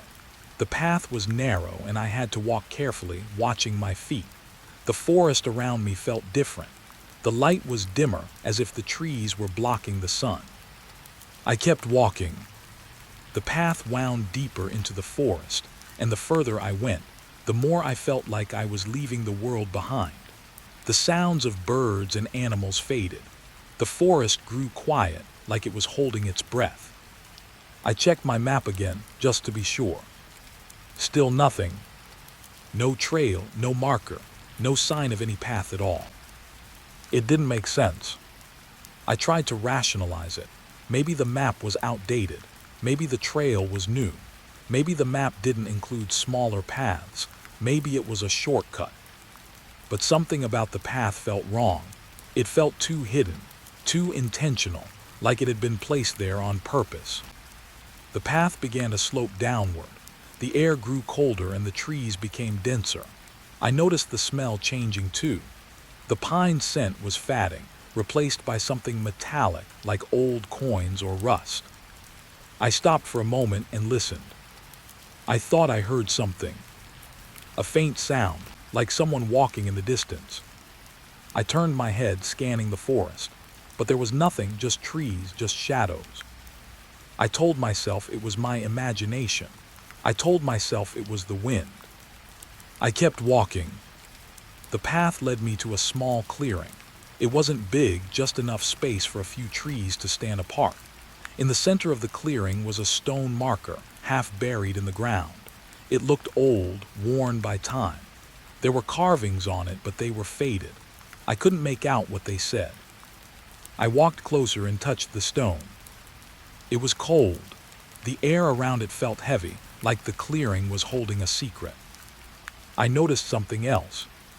The ground around the stone was disturbed, like someone had been digging recently. There were small piles of dirt and leaves, as if something had been moved. My heart started to beat faster. I looked around the clearing, feeling a sudden sense of unease. The forest seemed too quiet. The trees stood still, like they were watching. I stepped back from the stone and looked at my map again. There was still nothing. No marker, no trail, no clearing, nothing. I felt a strange panic rise in me. It was the kind of panic that comes from realizing you are lost, even though you are sure you know where you are. I tried to calm myself. I told myself to breathe. I told myself to stay calm. I decided to turn back. I started walking the way I had come. Back up the path. The trees seemed to close in around me. The air felt heavier. The path felt narrower. I walked for what felt like a long time. Then I realized something that made my blood run cold. The path was changing. It wasn't the same path I had walked down. The trees were different. The ground was different. The air was different. I stopped and looked back. The path behind me was still there, but it looked unfamiliar. It looked like a different part of the forest. I pulled out my compass. The needle spun slowly, then settled. I was not where I thought I was. I checked my map again, my hands shaking. There was no trail, there was no clearing, there was no stone marker. I was in a part of the forest that didn't exist on any map. I felt the panic rise again, stronger this time. I tried to follow the path, hoping it would lead me back to the main trail. But the path kept twisting, turning, leading me deeper into the forest. The sun was starting to lower in the sky. The light was fading. Shadows stretched between the trees, making the forest look darker than it should have. I felt a cold sweat on my forehead. I told myself to stay calm. I told myself to keep walking. I told myself I would find my way back. But the forest felt different now. It felt like it was changing around me, like it was guiding me somewhere. I heard the sound again. Footsteps. Not mine. Someone else. I stopped and listened. The footsteps were soft, like someone walking carefully on leaves. They were close, too close. I turned slowly, trying to see who was there. But the forest was thick. The trees blocked my view. I couldn't see anything. The footsteps stopped. The silence returned. My heart was pounding so hard I could feel it in my throat. I felt like I was being watched. I started walking again, faster this time. My mind was racing. I kept thinking about the stone marker, the disturbed ground, the metallic smell. I tried to tell myself it was just a hidden trail, a forgotten path, a part of the forest that wasn't mapped. But something in me knew it was more than that. Something in me knew that the trail wasn't meant to be found. And something in me knew that whatever was following me was waiting for me to make a mistake. I kept walking. I didn't stop, even though my body wanted to. My legs felt heavy, like they were moving through mud. The forest seemed to press in around me, the trees leaning closer, their branches forming a tight ceiling above my head. The air was cold, and the smell of wet earth and old leaves filled my nose. I kept telling myself I would find the main trail again. I kept telling myself the path would lead me out. I kept telling myself this was just a strange part of the forest, a place that wasn't mapped, a place that didn't show up on paper. But the more I walked, the more I felt like I was being led. The forest was quiet in a way that felt unnatural. No birds, no animals, just the sound of my own breathing and the soft crunch of leaves under my feet. Then I saw the first sign. It was a wooden sign, weathered and old, nailed to a tree. The wood was dark and cracked, like it had been there for years. The letters on it were scratched into the wood, not painted. The name was simple. James. I stopped. My heart jumped into my throat. I looked around, expecting to see someone. A hiker, a person, a sign that had been placed by someone as a warning. But there was nothing, just trees, just shadows, just the path. I looked at the sign again. The name was scratched deep, like someone had pressed hard with a knife. I felt a cold wave wash over me. I didn't know anyone named James, but the name felt familiar, like I had heard it somewhere before. I took a step forward, my eyes scanning the path. Then I saw another sign. It was nailed to a tree on the other side of the path. The wood was equally old, equally weathered. The name scratched into it was different. Elizabeth. I swallowed hard. The names kept coming. Each sign had a different name, each one scratched deep into the wood. Michael. Sara. David. I walked faster, my heart pounding. The signs appeared like markers, like someone was leaving a trail behind them. The names felt like a list, like a record, like a memory. I reached out and touched one of the signs. The wood was rough.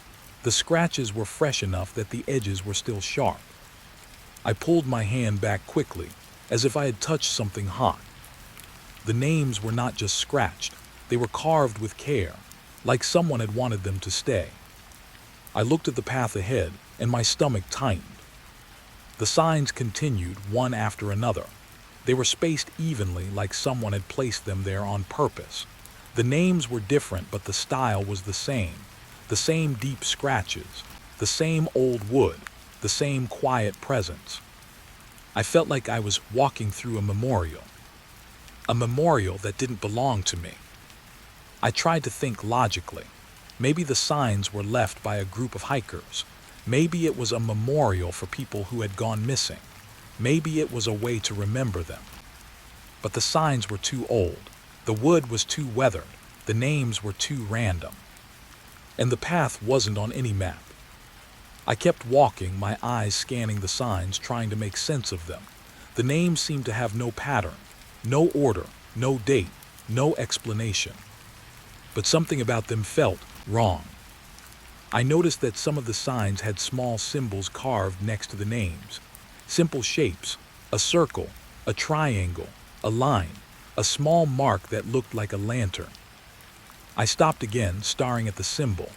The lantern symbol was carved carefully, like it was important. My mind flashed back to the town library, to the librarian's words. The lantern man, the lantern on the porch, the house that remembered. I felt a cold chill run through me.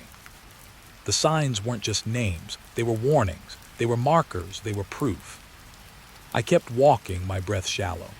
The forest seemed to grow darker, as if the trees were blocking out the sun. The path twisted and turned, and the signs continued. Then I saw one sign that made my blood run cold. It had my name on it. Not exactly my full name, but close enough to make my skin crawl. It was scratched into the wood in the same deep, careful way as the others. It said, KSHIF. I froze. My heart felt like it stopped.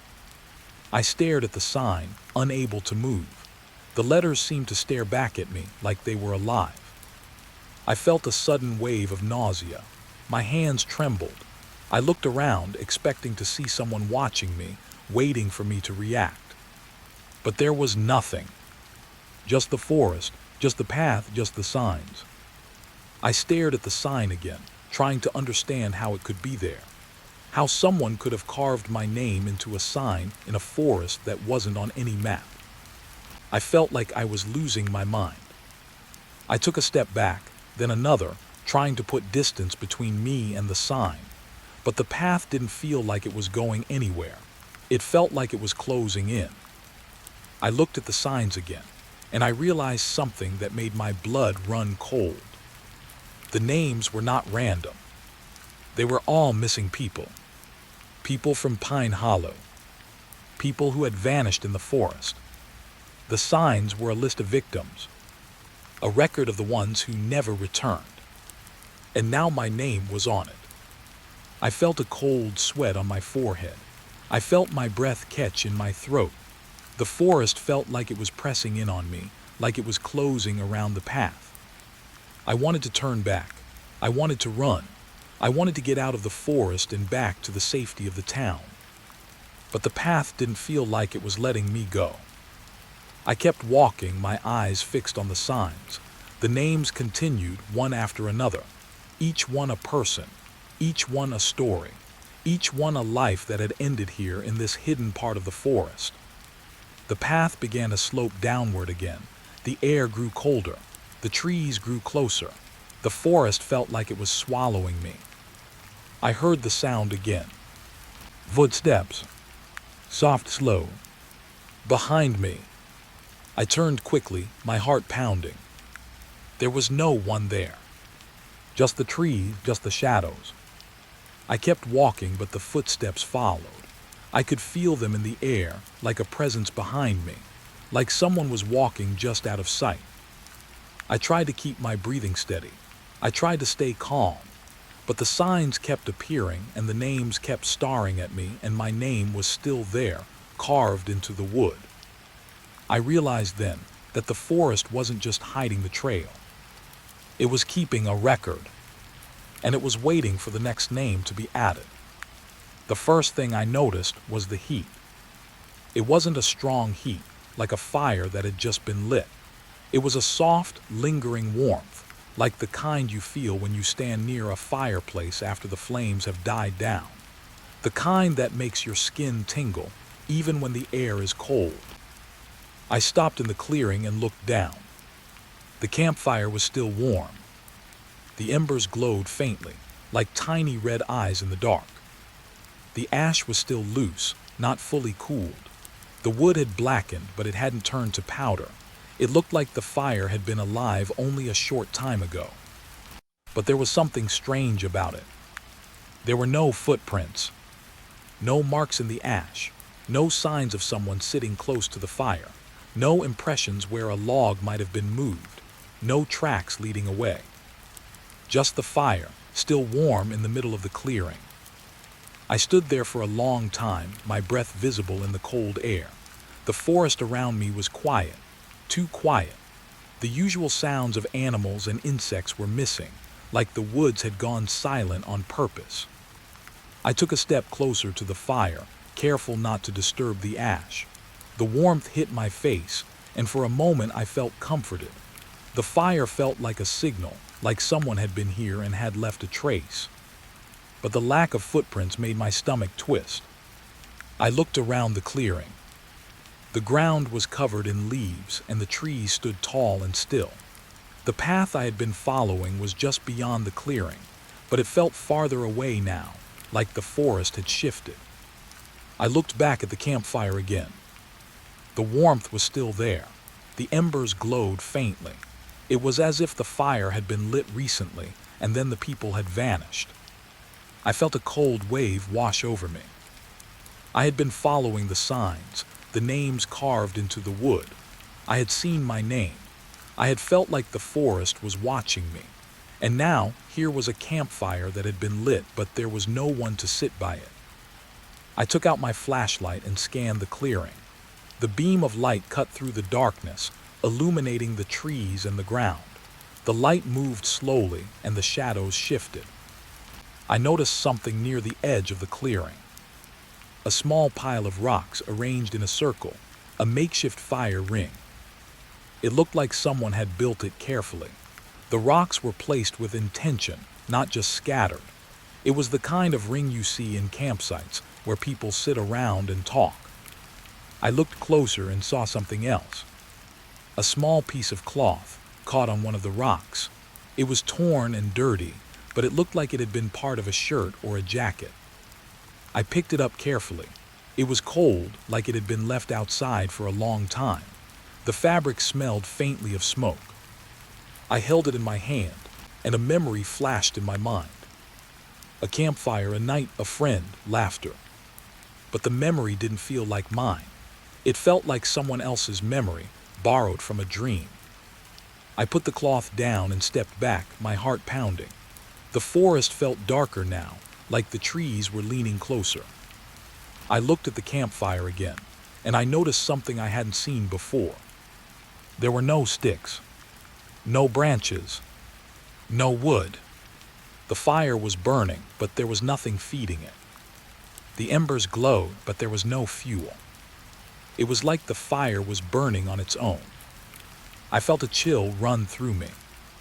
I tried to tell myself it was just a trick of the mind. Maybe the wood had been hidden under the ash. Maybe the fire had been lit with something I couldn't see. Maybe it was just the way the embers held heat. But the lack of footprints kept pulling at me. The absence of people. The absence of anything that could explain the fire. I took a step closer and the warmth hit me again. It felt almost familiar, like the warmth of a person standing near you, like the heat of a body. I looked around the clearing again, my flashlight beam sweeping over the trees. The forest was still silent. I felt a sudden urge to leave, to run, to get away from the fire and the quiet and the feeling that something was watching. But I couldn't move. I was stuck in the moment, like the forest had trapped me. I looked down at the ash again. There was no sign of footprints, no sign of anything. But then I saw something else. A small, dark shape in the ash. A shape that looked like a footprint, but not quite. It was too smooth, too perfect. It looked like a mark that had been pressed into the ash, not by a foot, but by something else. I leaned closer. The shape was a handprint. A handprint pressed into the ash, as if someone had put their hand down and then lifted it. I felt my breath catch. I looked around quickly, my heart pounding. The forest was still silent. I looked back at the campfire, and for a moment I thought I saw movement in the shadows. A shape just out of sight. A figure standing behind a tree, watching me. But when I turned, there was nothing. Just the trees, just the darkness. I stepped back from the fire, my body shaking. I felt like I had seen something I wasn't supposed to see, something that didn't belong.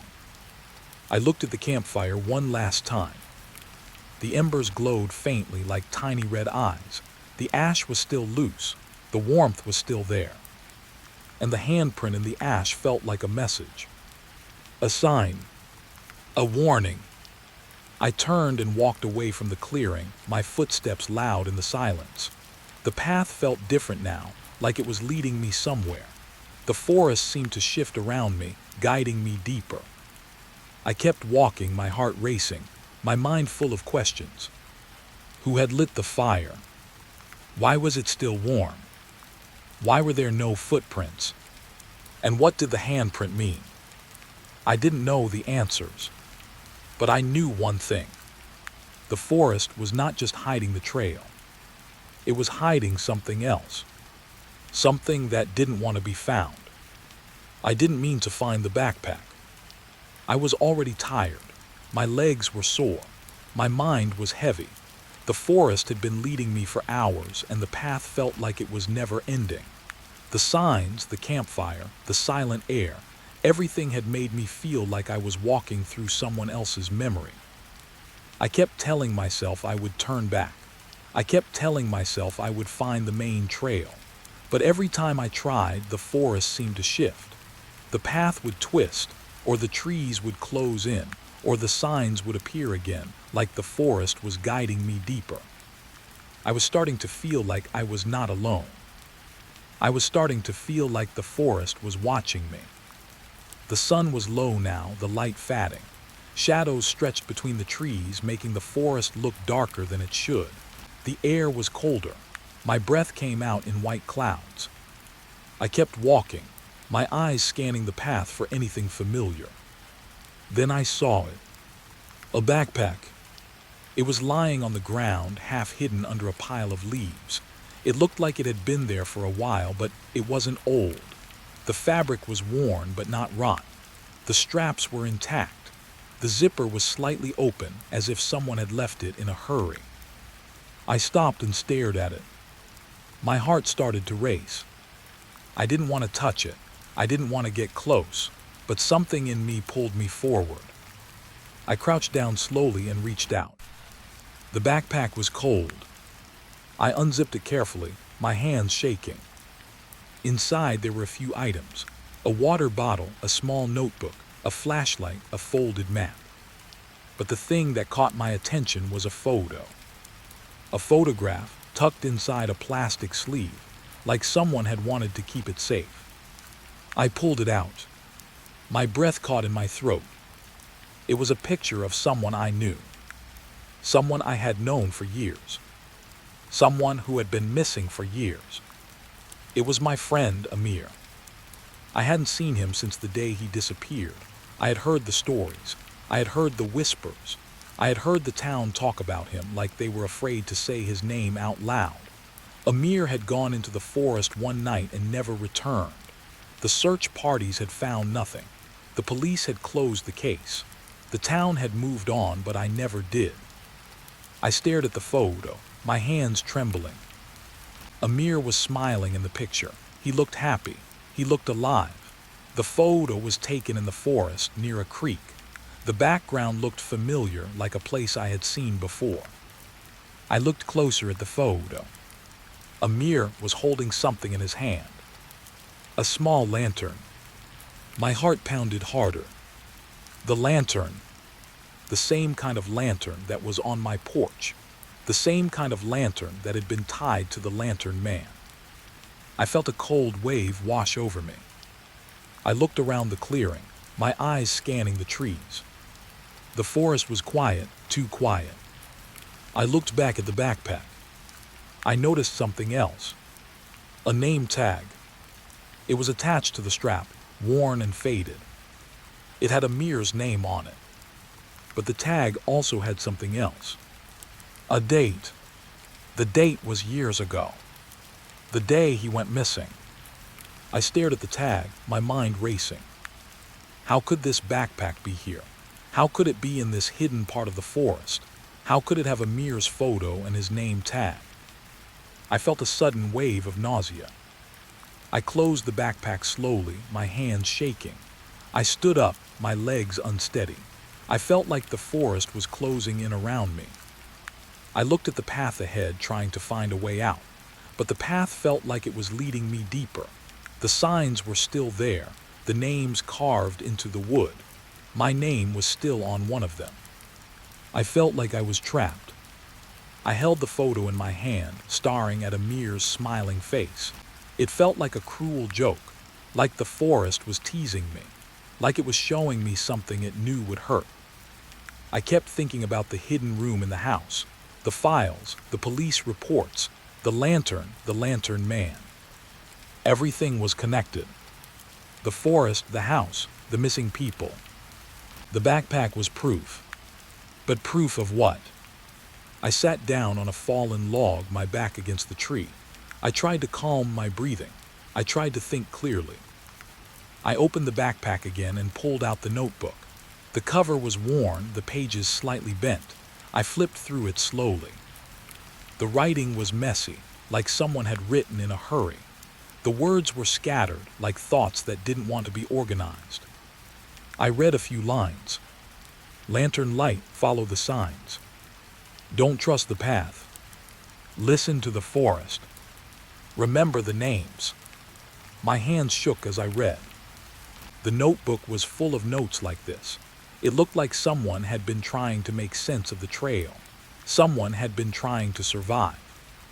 I flipped further. There was a page with a drawing. A simple sketch of a lantern with a trail of signs leading into the forest. At the end of the trail was a small clearing, and in the clearing was a campfire. I looked up from the notebook, my eyes scanning the forest. The campfire clearing. The one I had just left. The one that was still warm. My heart raced. I looked at the photo of Amir again. He was holding the lantern, smiling.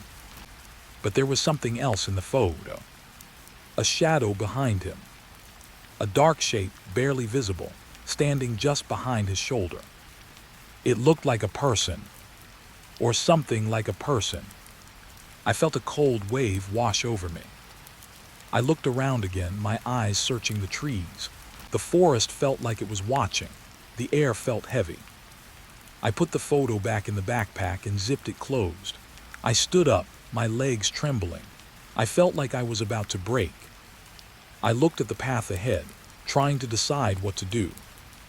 I could keep walking deeper into the forest, following the signs. I could try to find the main trail. I could try to find my way out.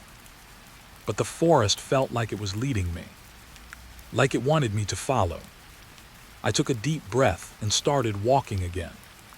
The backpack felt heavy on my shoulders, like it was pulling me down. The photo of Amir was still in my mind, his smiling face and the lantern in his hand. I couldn't shake the feeling that I was not the first person to find this trail. I couldn't shake the feeling that the forest had been waiting for someone like me. And I couldn't shake the feeling that the missing people were not gone.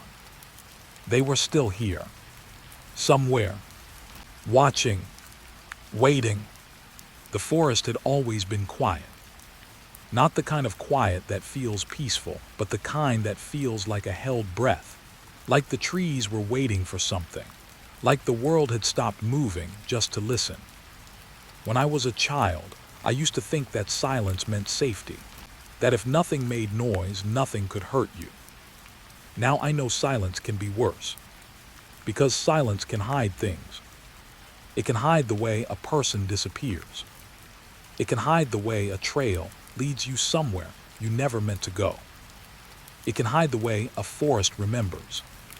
I had been walking for hours, and my legs were numb with exhaustion. The backpack weighed me down, but I kept it on. I kept the photo of Amir tucked inside, as if keeping it close would somehow keep him close too. I was alone, or at least I thought I was. The air felt thick. The trees were taller here, older. The path narrowed, and the ground was covered in a layer of fallen leaves that made every step sound soft and muffled. The forest looked like it was wearing a dark coat, and the coat was heavy with years. I kept hearing things. Not loud sounds. Not birds or animals. Just small noises that made my skin crawl. A rustle behind me. A whisper of wind through the branches. A soft creak like the forest was stretching. I kept telling myself it was nothing. Just the forest. Just my mind. Just exhaustion. But then I heard it. A voice. Not a clear voice. Not words I could understand right away. Just a sound that was shaped like a name. It came from the trees, from the air, from the ground itself. I stopped walking. My heart slammed against my ribs. I held my breath, trying to listen. The forest was quiet again. Then it came again. A whisper. A name. Amir. It was so soft I almost missed it. I looked around, my eyes wide, my skin prickled, my mouth went dry. Amir, the forest said again, as if someone had spoken directly into my ear. I felt my hands go cold. I told myself I was imagining it. I told myself the forest was playing tricks on me. I told myself I was tired and scared and alone. But the name came again. And this time, it sounded like it was coming from right beside me. Amir. I turned slowly, my body moving like I was underwater. There was nothing there. Just trees. Just shadows. Just the dark. I swallowed hard. I kept walking, faster now, my breath quickening. The path twisted and turned, and I tried to keep my eyes on the ground, to keep my mind from drifting. But the forest was not letting me forget. The names kept coming. Not just Amir's. Other names. Names I recognized. Names I had heard in the town. Names that belonged to people who had vanished. The forest was speaking them. Whispering them. Repeating them like a chant. I tried to block it out, but the names kept slipping into my mind, one after another, like the forest was forcing me to remember. Layla, Rafi, Zainab, Javda. Each name was spoken like a breath, like a secret, like a prayer. I stopped walking again. My legs felt weak, my vision blurred slightly. I felt like I was going to fall. The names kept coming, faster now, as if the forest was growing impatient. Amir. Amir. Amir. I covered my ears, but the sound still reached me. It was not just in the air, it was in my bones. I felt like the forest was speaking through me. Like the names were inside me, trying to escape. I looked down at the backpack, my fingers gripping the strap so hard it hurt. The photo of Amir was still in my mind. His smile, the lantern in his hand, the shadow behind him. I thought about the hidden room in the house, the files, the reports, the way the house seemed to remember every crime, the way it held onto names. I realized then that the forest was doing the same thing. It was keeping a record. It was keeping the missing. It was keeping the names. I started walking again, my pace unsteady. The forest seemed to move with me, the trees shifting like they were closing in. The path was no longer clear. It felt like the trail was changing, like the forest was rearranging itself around me. The names kept coming, but now they were not whispers. They were closer. They were louder. Not loud in the way a scream is loud, but loud in the way a thought is loud. The names were inside my head, echoing. Layla, Rafi, Zainab, Javda, Amir. I felt a sudden wave of panic. I tried to tell myself to calm down. I tried to remind myself that I was just tired, that I was alone, that my mind was playing tricks. But the names kept coming, and with them came a feeling I couldn't ignore. A feeling like the forest was not just repeating the names. It was answering them, as if the missing were listening, as if they were still alive, as if they were trapped in the forest, waiting to be heard. I stopped again, my chest tight, my breathing shallow. I looked around, trying to find a place where the sound was coming from. There was no direction. The names came from everywhere. From the trees, from the leaves, from the ground, from the air, from inside me. I felt like I was standing in the center of a circle, and the forest was the circle's wall. The names were the circle's voice. I remembered the campfire, the warm ashes, no footprints, no one there. I remembered the signs, the names scratched into the wood. I remembered the backpack, Amir's photo, Amir's name tag. I realized something then, and it made my blood run cold. The forest was not just speaking the names.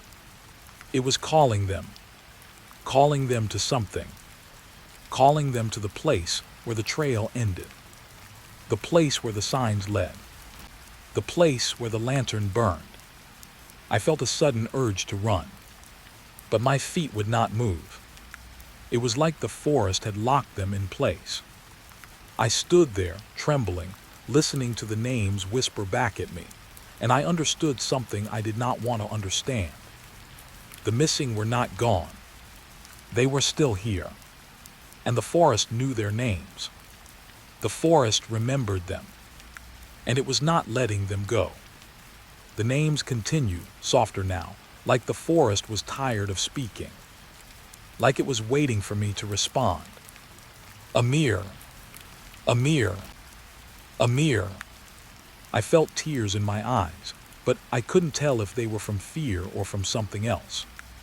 From grief, from guilt, from the weight of knowing. I took a slow step forward, as if the forest had asked me to. I did not know where I was going. I did not know what I would find. But I knew one thing. The names were not just whispers. They were a map, and I was already on the trail. I first saw the station on a night that should have been ordinary. I had been driving back from the city, the kind of long, quiet drive where your thoughts start to wander, and the road feels like it goes on forever. The radio was playing some old song, the kind you hear in diners and waiting rooms. The lights on the highway were steady and familiar. Then, without warning, the trees on either side of the road grew thicker. The air changed. It smelled like wet earth and old wood. The road narrowed, and the pavement became rougher, as if the town had been forgotten and the world had moved on. That's when I saw the sign. A small, rusted sign half hidden by vines. The paint was faded, but I could still make out the words. Kelton Station. I had never heard of Kelton. I had never heard of the town. But something about the sign made me pull over. It was late and the sky was dark, but the moon was full and bright enough to show me the path. The station was only a short walk away. I remember thinking it was strange that there was no street light, no house, no other sign of life. Just the station, sitting alone like a memory. I walked slowly, the leaves crunching under my shoes. The air felt colder the closer I got. The station was old, the kind of old that makes you feel like you're stepping into someone else's past.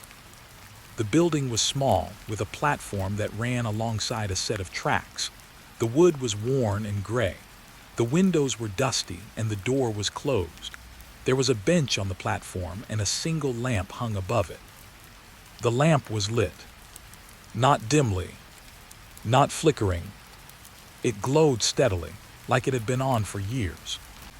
I stood there for a moment looking at it, feeling a strange pull. It felt wrong, not the lamp itself, the fact that it was on. There was no power line, no source, just the lamp, glowing as if it was alive. I walked closer to the platform and leaned over the edge. The tracks were old, but they were still in good shape. The metal was dark, but there was no rust eating away at it. It looked like it had been cared for, like someone was still using it. I checked my phone. No signal. That was the first time I realized how alone I was. I stood there for a while, listening. At first, I heard nothing. Then I heard a sound in the distance. A faint, low hum, like a train approaching. My heart began to beat faster. I hadn't seen a train in years, not on a track like this, not in a place like this. The hum grew louder. The air vibrated slightly, like the world was holding its breath. Then I saw the lights. 2 bright lights in the distance, cutting through the darkness. They grew closer, steady and calm, like the train had always known where it was going. I stepped back onto the platform. The train pulled in slowly as if it had nowhere else to be. It didn't sound like the trains I knew. It was quieter, more hollow. The train stopped right in front of the platform, and the doors opened. I waited. I expected to see people. I expected to see something. But the train was empty. The seats were clean, the floor was swept. Everything looked like it had been prepared for passengers. But there was no one. The doors stayed open. The station lamp continued to glow. The night was still. The train sat there waiting. I felt my skin go cold. I looked down the platform. There were no signs, no posters, no schedule, no ticket booth, nothing to tell me who ran this station or why it was still operating. Just the lamp glowing. Just the empty train waiting. I wanted to leave. I wanted to get back to my car, to the road, to the world that made sense. But I couldn't move. It was like the station had put a hand on my shoulder. I looked into the train, and for a moment I thought I saw something. A movement. A shadow. Something at the far end of the car, near the back window. I blinked. It was gone. I told myself I was tired. I told myself it was my imagination. I told myself it was the forest playing tricks. The train stayed there, quiet and patient. Then the doors closed. The lights inside the car dimmed. The train sat there for a few more seconds, and then it began to move. It pulled away from the platform slowly, like it was leaving behind a place it did not want to leave. I watched it disappear into the darkness. The sound faded. The hum vanished. The night returned to its quiet. The lamp still glowed. I stood there, my heart racing, and I felt a strange emptiness. It was not fear. It was something else. Like I had missed something. Like the train had been waiting for me, and I had not gotten on. I turned to leave, and that's when I saw the footprints. They were fresh. In the dirt beside the platform. A set of footprints leading away from the station. Not toward the tracks. Toward the trees. As if someone had gotten off the train and walked into the forest. I followed the footprints for a few steps, but they stopped abruptly. Like whoever had made them had vanished. Like they had been swallowed by the earth. I went back to the platform. The lamp still glowed. The station still stood. The air still felt thick. And then I noticed something else. A small piece of paper stuck to the side of the station wall. It was old, yellowed, and torn. But the words were still clear. Next train, midnight. I looked at my watch. It was 11:40. The next train was coming soon. I felt a strange pull again, like the station was calling me. Like it wanted me to stay. I told myself I should leave. I told myself I should drive away, right now. But I couldn't. I stayed. I sat on the bench. The lamp glowed. The night waited. And I listened. The forest was quiet. But the station was not. It had a heartbeat. It had a rhythm. It had a purpose. I didn't know what it was. But I knew I was going to find out. Because the station never closed. And the trains never stopped coming. I didn't mean to go back. I told myself I wouldn't. But the station kept calling me, like a quiet voice that only becomes louder when you try to ignore it. I had spent the rest of the night in my car, parked a little way down the road, staring at the dark trees and trying to convince myself that I was just tired, that I had imagined the train, that the footprints were just animal tracks, that the lamp was simply an old bulb left on by someone who forgot to turn it off. But the more I tried to convince myself, the more I felt like I was lying to my own mind. In the morning, I drove back to town. I needed to tell someone. I needed to know if anyone else had seen it. But the town was small and the people were careful. They didn't like strangers. They didn't like questions. And they certainly didn't like the idea of a train station in the forest that still ran at night. I went to the diner first. The kind of place where everyone knows your name even if you've never been there before. The smell of coffee was strong. The walls were covered in old photographs and newspaper clippings. I sat at the counter. A woman in her 50s poured coffee into a mug and slid it toward me. "You're not from around here," she said without looking up. "No," I said, "I'm passing through." She finally looked at me. Her eyes were sharp, like she was used to seeing things people tried to hide.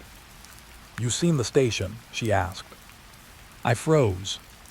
"How did you know?" I asked. She shrugged. "Everyone knows. It's the only thing that keeps the town awake at night." I took a sip of coffee, and it tasted like something bitter and old. "I saw it," I said. "Last night the train came, the doors opened, no one was inside." Her face didn't change. She just nodded, like she had heard this before. "Sit down," she said, and she slid a piece of paper toward me. It was a photocopy of a ledger page. The paper looked old, like it had been copied from something even older. The handwriting was neat and careful. At the top, in bold letters, it said, "Passenger list." Underneath were names. Not just names, but dates, times, notes. I stared at it. My heart started to beat faster. Because the names weren't random. They were names I recognized. Names of people who had disappeared. Years ago. People who had vanished without a trace. The woman watched me, her expression calm, almost tired. "That's the list," she said. "That's what they found." "Who found it?" I asked. "Some kids," she said. "A while back, they were playing near the tracks. They found a box buried under the platform. It had the ledger inside." I looked at the names again. The first few were familiar. People from the town. People who had left and never returned. But then there were names that were not from the town. Names from the city. Names from other places. Names of people who had never been seen in this area. The list was long. Too long. I ran my finger down the page, following the neat lines of ink. Each name had a date next to it. And each date was the same. Midnight. Every entry was followed by the same word. Midnight. As if the train only ran at that hour. As if it only took people at that hour. I looked up at the woman. "Do you know what this is?" I asked. She nodded again. "The station has always been here, but the train is different." "What do you mean?" I asked. She leaned in slightly, lowering her voice. "People used to come here," she said, "when the town was new, when the forest was thick and the world was smaller. They came to ride the train, to go somewhere, to leave." She paused. Then she said, "But the train never really left. It just took people." I felt a cold shiver run through me. "That's not possible," I said. "Trains don't take people." She smiled, but it wasn't a happy smile. It was a smile that had seen too much. "Maybe they do," she said. "Maybe this one does." I looked at the ledger again. The names were written in different handwriting. Some were neat, some were messy, some were almost childlike. It was like the list had been added to over time by different hands. But one thing stayed the same. The dates. The word. Midnight. And then in the margin, there was a note. A small, almost hidden note, written in smaller letters. "Do not get on." I felt my throat tighten. I looked up. The woman was still watching me. "You're not the first person to see it," she said. "You won't be the last." I swallowed hard.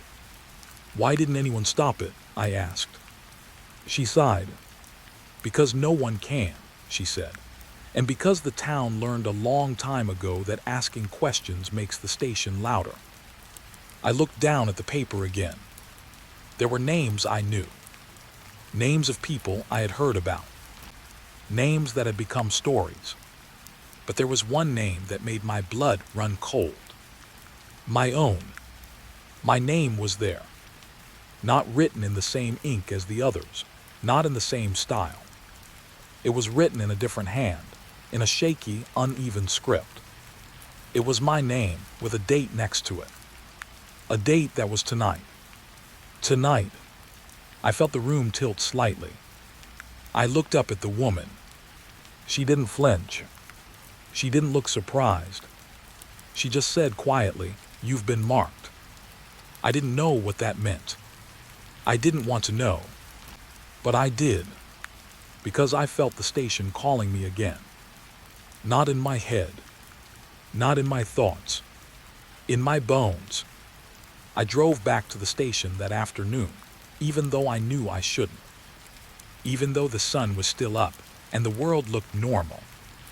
The forest was still there. The trees were still thick. The air was still damp. But the station was different. The lamp was still lit. The platform looked like it had been swept. The tracks looked like they had been used. Like something had been there. Like something was waiting. I stood on the platform, holding the ledger in my hands. The paper felt heavy.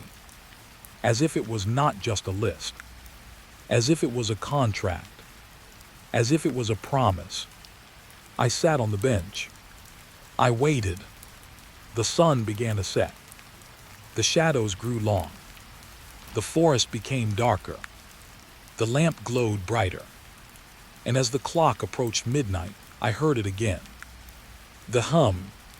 The sound of the train approaching. My heart beat faster. I looked down the tracks. The lights appeared. The train came in slow and quiet, like it always did. The doors opened. And I realized something that made my stomach turn. This time, the train didn't feel empty. It felt occupied. Not with people. With something else. Something waiting. I looked at the ledger one last time. My name stared back at me. Midnight. And then I understood. The station wasn't just a place. It was a machine. A trap. A mouth. And I was the next thing it wanted to swallow. I didn't want to get on the train. That was the truth. But the station felt like a door that wouldn't stay closed. It kept pulling at me, even during the day, even when the sun was up and the world was normal, even when I told myself that the ledger had been a prank, a hoax, a mistake. I tried to forget. I tried to go back to my life. But the station kept coming back into my thoughts. And the more I tried to ignore it, the more I felt like something was waiting for me there.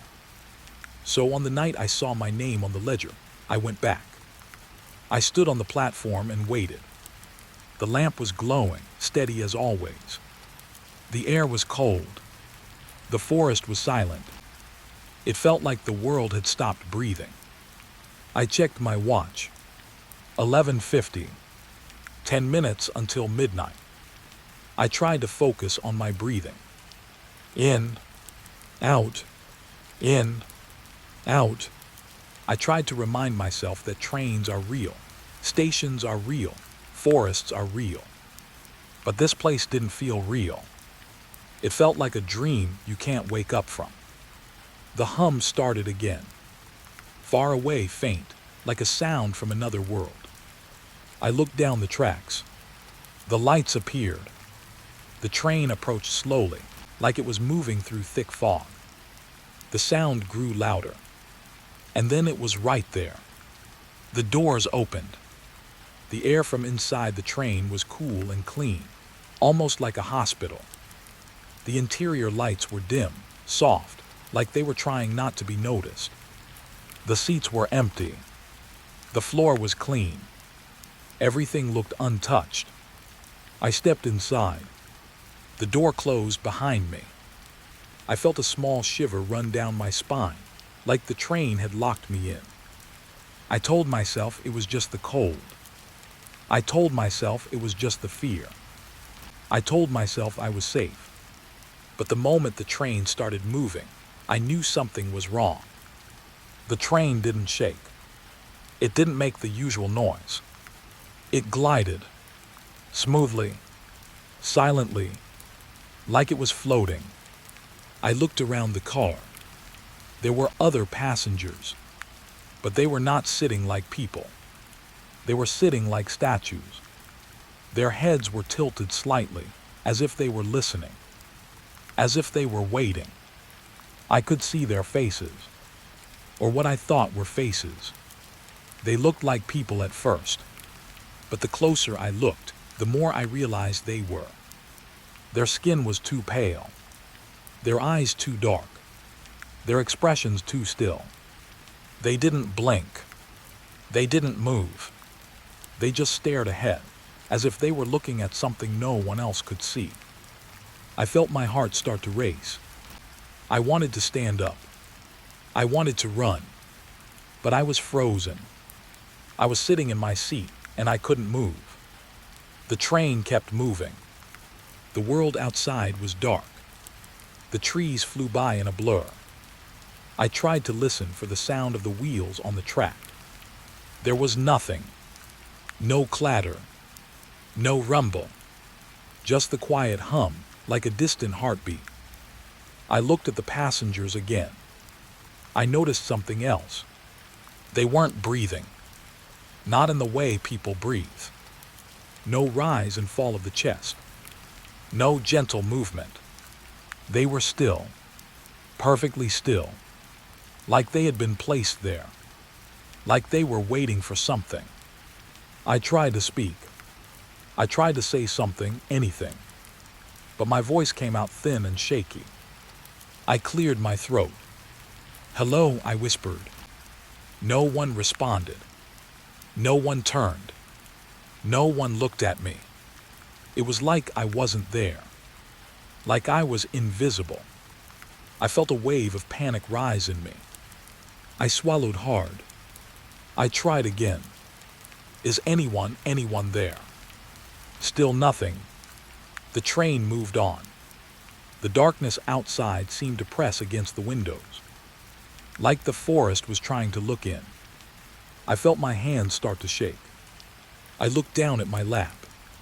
My hands were trembling so badly, I could barely keep them still. I tried to calm myself. I tried to remind myself that it was just a train, that it was just a ride, that I could get off. But then I realized something that made my blood run cold. There were no stops, no stations, no signs, no announcements, just the quiet hum and the slow movement through the dark. I looked at the passengers again. One of them turned their head. Not quickly, not suddenly, but slowly, like a person waking up from a deep sleep. The movement was smooth and deliberate. The head turned toward me. The face was pale. The eyes were dark. And for a moment, I thought I saw something in those eyes. Something that looked like recognition. Something that looked like hunger. The passenger's mouth opened slightly. Not to speak. Just to breathe. Just to show that it was alive. Or at least pretending to be. I felt my stomach twist. I wanted to scream, but my throat was tight. I couldn't make a sound. The passenger's gaze stayed on me. And then slowly, another passenger turned. And another. And another. Each one turning with the same slow, deliberate movement. Like they were all connected. Like they were all following the same thought. Like they were all listening to the same voice. The train continued to glide through the darkness. The passengers watched me, and I felt something inside me begin to change. A feeling of being watched.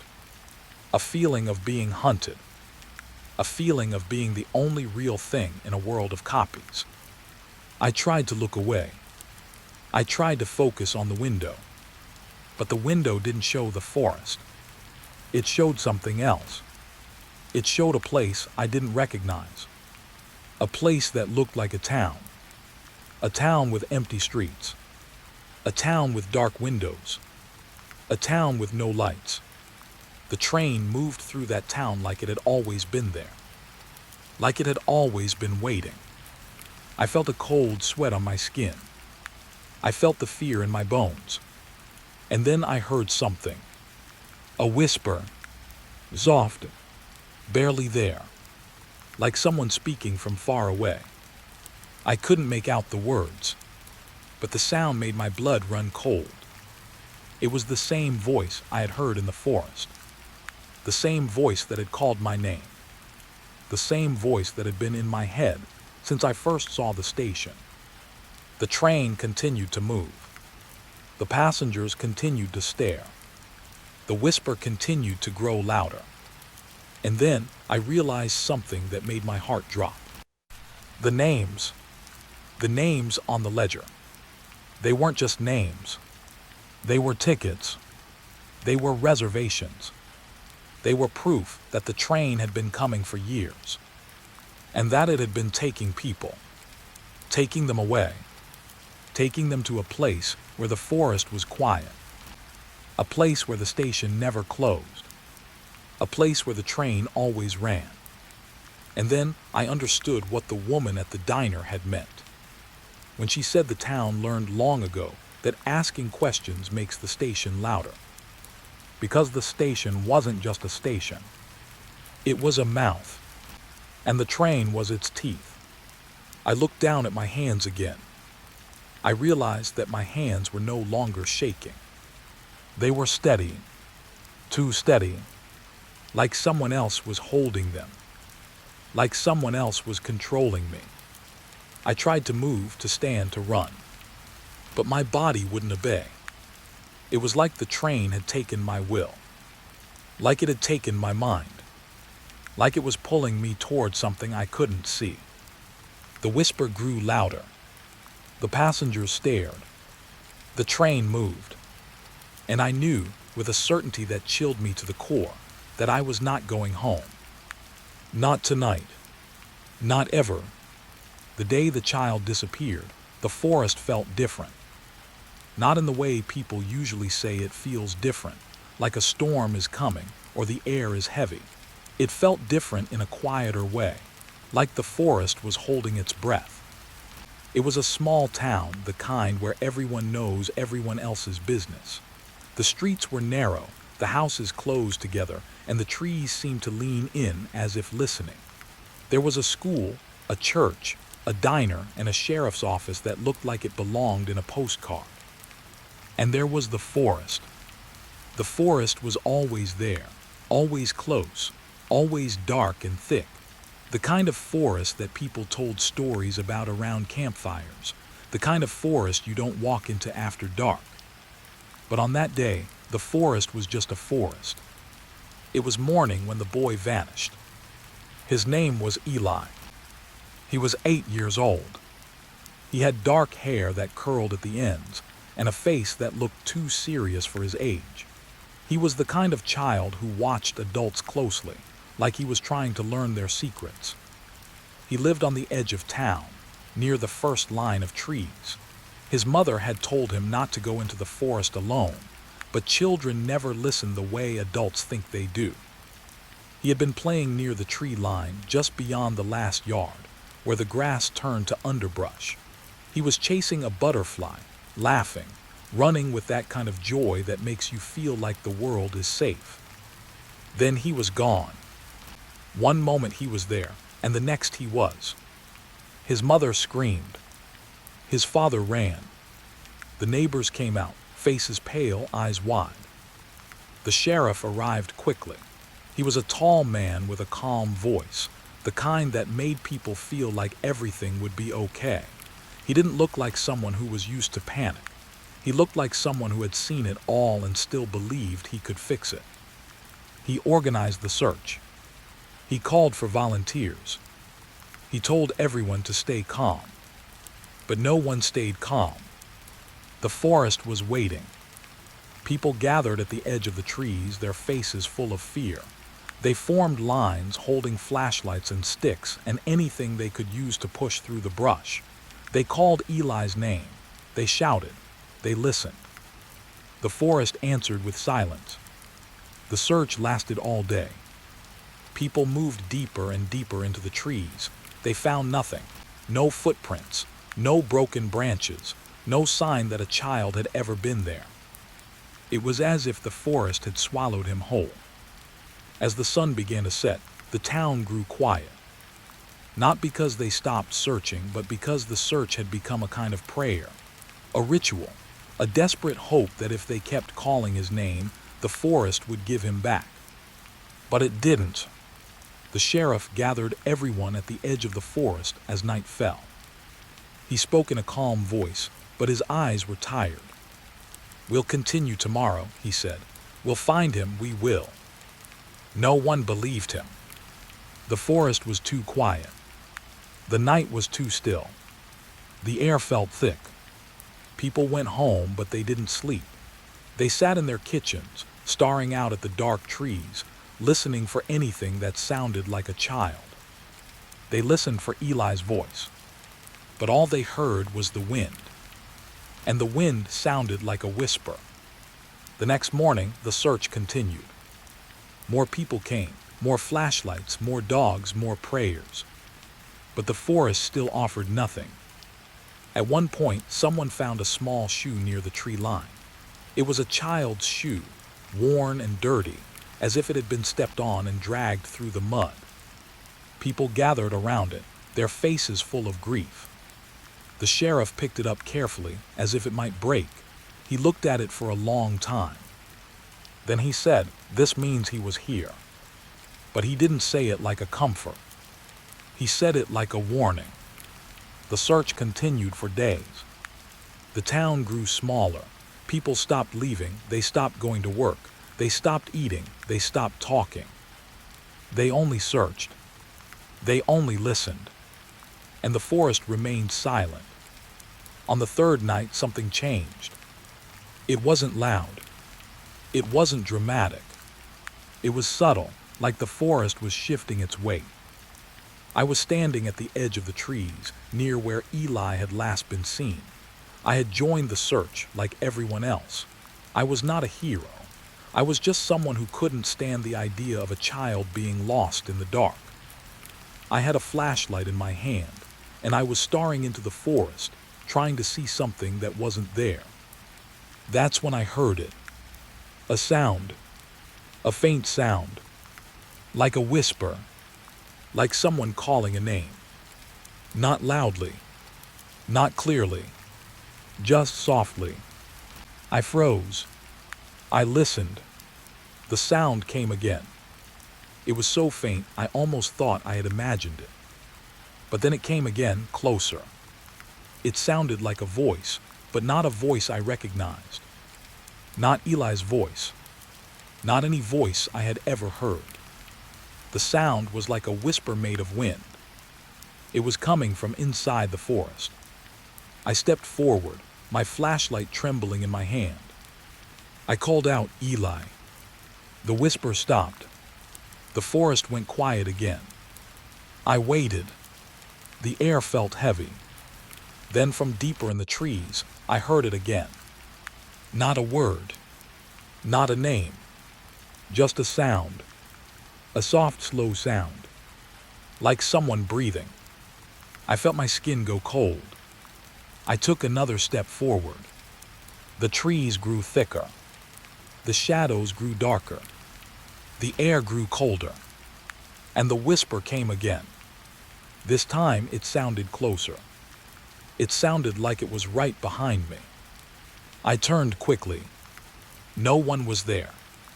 Only trees. Only darkness. Only the feeling of being watched. I turned back around. And I saw something I still can't explain. A small pale hand. Just a hand. Sticking out from behind a tree, as if someone was hiding. I stepped closer. My heart was pounding. I raised my flashlight. The beam shook as I pointed it toward the hand. But when the light hit the tree, the hand was gone. The tree was just a tree. No hand. No child. No sign of anything. I stood there breathing hard, trying to make sense of what I had seen. Then I heard the whisper again. It wasn't coming from the forest anymore. It was coming from the ground, from beneath my feet, like the earth itself was speaking. And then in the whisper, I heard something that made my blood run cold. A name. Not Eli's name. My name. The whisper said my name. Softly, slowly, like the forest was learning how to say it. I backed away. My flashlight flickered. The trees seemed to lean closer. The air felt like it was closing in. I ran back to the edge of the forest, where the other searchers were waiting. They looked at me, their faces full of worry. "What did you hear?" someone asked. I didn't know how to answer, because I didn't know what I had heard. All I knew was that the forest had spoken, and it had spoken my name. And I realized in that moment that the forest was not just a place where a child could get lost. It was a place where something could find you, something that had been waiting, something that had been listening. And the more I thought about it, the more I understood. Eli wasn't just missing. He had been taken, not by a person, not by an animal, by the forest itself, or something inside it. And now it was learning how to speak. The day the child disappeared, the forest felt different. Not in the way people usually say it feels different, like a storm is coming or the air is heavy. It felt different in a quieter way, like the forest was holding its breath. It was a small town, the kind where everyone knows everyone else's business. The streets were narrow, the houses closed together, and the trees seemed to lean in as if listening. There was a school, a church, a diner, and a sheriff's office that looked like it belonged in a postcard. And there was the forest. The forest was always there, always close, always dark and thick. The kind of forest that people told stories about around campfires, the kind of forest you don't walk into after dark. But on that day, the forest was just a forest. It was morning when the boy vanished. His name was Eli. He was 8 years old. He had dark hair that curled at the ends, and a face that looked too serious for his age. He was the kind of child who watched adults closely, like he was trying to learn their secrets. He lived on the edge of town, near the first line of trees. His mother had told him not to go into the forest alone, but children never listen the way adults think they do. He had been playing near the tree line just beyond the last yard, where the grass turned to underbrush. He was chasing a butterfly, laughing, running with that kind of joy that makes you feel like the world is safe. Then he was gone. One moment he was there, and the next he was. His mother screamed. His father ran. The neighbors came out, faces pale, eyes wide. The sheriff arrived quickly. He was a tall man with a calm voice, the kind that made people feel like everything would be okay. He didn't look like someone who was used to panic. He looked like someone who had seen it all and still believed he could fix it. He organized the search. He called for volunteers. He told everyone to stay calm. But no one stayed calm. The forest was waiting. People gathered at the edge of the trees, their faces full of fear. They formed lines, holding flashlights and sticks and anything they could use to push through the brush. They called Eli's name. They shouted. They listened. The forest answered with silence. The search lasted all day. People moved deeper and deeper into the trees. They found nothing. No footprints, no broken branches, no sign that a child had ever been there. It was as if the forest had swallowed him whole. As the sun began to set, the town grew quiet. Not because they stopped searching, but because the search had become a kind of prayer, a ritual, a desperate hope that if they kept calling his name, the forest would give him back. But it didn't. The sheriff gathered everyone at the edge of the forest as night fell. He spoke in a calm voice, but his eyes were tired. "We'll continue tomorrow," he said. "We'll find him, we will." No one believed him. The forest was too quiet. The night was too still. The air felt thick. People went home, but they didn't sleep. They sat in their kitchens, staring out at the dark trees, listening for anything that sounded like a child. They listened for Eli's voice, but all they heard was the wind. And the wind sounded like a whisper. The next morning, the search continued. More people came, more flashlights, more dogs, more prayers. But the forest still offered nothing. At one point, someone found a small shoe near the tree line.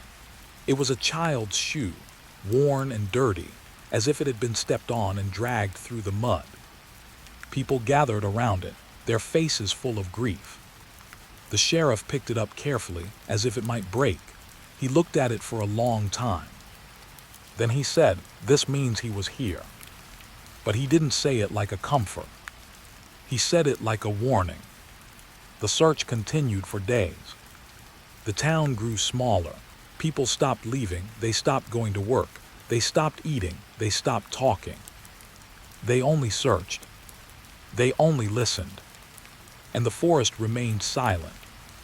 On the third night, something changed. It wasn't loud. It wasn't dramatic. It was subtle, like the forest was shifting its weight. I was standing at the edge of the trees, near where Eli had last been seen. I had joined the search like everyone else. I was not a hero. I was just someone who couldn't stand the idea of a child being lost in the dark. I had a flashlight in my hand, and I was staring into the forest, trying to see something that wasn't there. That's when I heard it. A sound. A faint sound. Like a whisper. Like someone calling a name. Not loudly. Not clearly. Just softly. I froze. I listened. The sound came again. It was so faint I almost thought I had imagined it. But then it came again, closer. It sounded like a voice, but not a voice I recognized. Not Eli's voice. Not any voice I had ever heard. The sound was like a whisper made of wind. It was coming from inside the forest. I stepped forward, my flashlight trembling in my hand. I called out, "Eli." The whisper stopped. The forest went quiet again. I waited. The air felt heavy. Then from deeper in the trees, I heard it again. Not a word. Not a name. Just a sound. A soft, slow sound. Like someone breathing.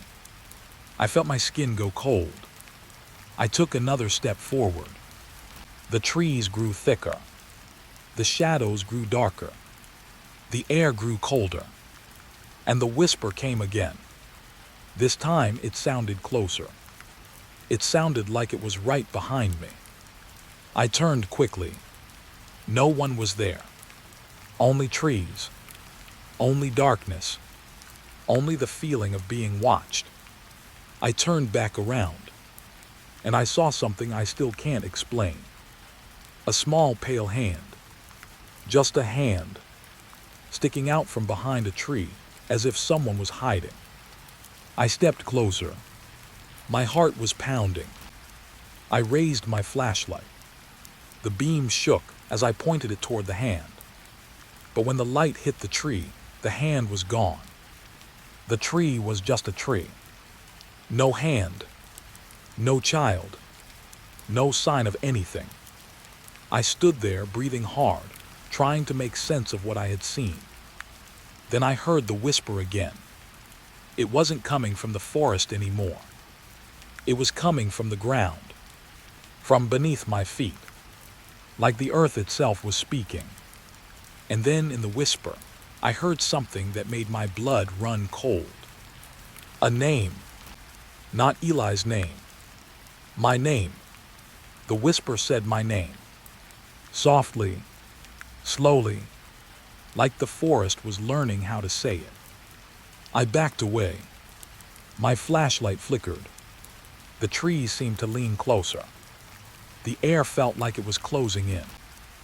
I ran back to the edge of the forest, where the other searchers were waiting. They looked at me, their faces full of worry. "What did you hear?" someone asked. I didn't know how to answer, because I didn't know what I had heard. All I knew was that the forest had spoken, and it had spoken my name. And I realized in that moment that the forest was not just a place where a child could get lost. It was a place where something could find you, something that had been waiting, something that had been listening. And the more I thought about it, the more I understood. Eli wasn't just missing. He had been taken, not by a person, not by an animal, by the forest itself, or something inside it. And now it was learning how to speak. I found the diary by accident. It was the kind of accident that feels like fate later, but at the time, it just felt like a mistake. I was going through the shelter again, the one hidden in the hill. I went back because I couldn't stop thinking about the note. I couldn't stop thinking about the toys. I couldn't stop thinking about the way the forest seemed to be listening. I told myself I was looking for clues. I told myself I was trying to understand. But really, I was looking for proof that the child was still alive. I crawled into the shelter, and the air hit me like a cold hand. It smelled the same as before, old wood, damp earth, and that faint sweet smell that felt like childhood. I turned on my flashlight and swept the beam across the room. The toys were still there. The clothes were still folded. The drawings still covered the walls. Everything was exactly as I had left it. Except for one thing. The journal. It was on the floor, open. I didn't remember leaving it open. My heart began to race. I moved closer slowly, my flashlight shaking in my hand.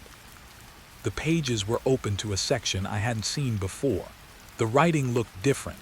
The letters were smaller, more careful. I knelt down and read. The entry began like the others.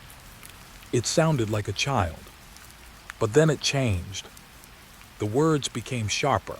The sentences became longer. The tone was no longer innocent. It was deliberate. It was like someone had been practicing. I swallowed hard. I read the first line out loud without meaning to. "I am not lost anymore." My voice sounded wrong in the quiet shelter, like it didn't belong to me. I kept reading. The diary continued. I found a place where the trees speak softly. They tell me my name. They tell me I am safe. I stopped for a moment, trying to calm my breathing. The words felt like they were written for me, like the diary was speaking to me directly. I read the next part. "I am not alone. The forest is with me. The forest is my friend." I stared at the page, trying to understand. The child had written about the forest as if it were a person, as if it were a guardian, as if it were something that could love. Then I read the next line, and my skin went cold. "They say I can come back." I read it again. "They say I can come back." The words were written in a neat hand, almost too neat for a child. Like someone had learned how to write by copying. Like someone had been taught. I turned the page. The next entry was dated. It was not a date I recognized, but it was written in the same careful hand. The entry read, "Today I saw the train again." I felt my stomach drop. The train. The station.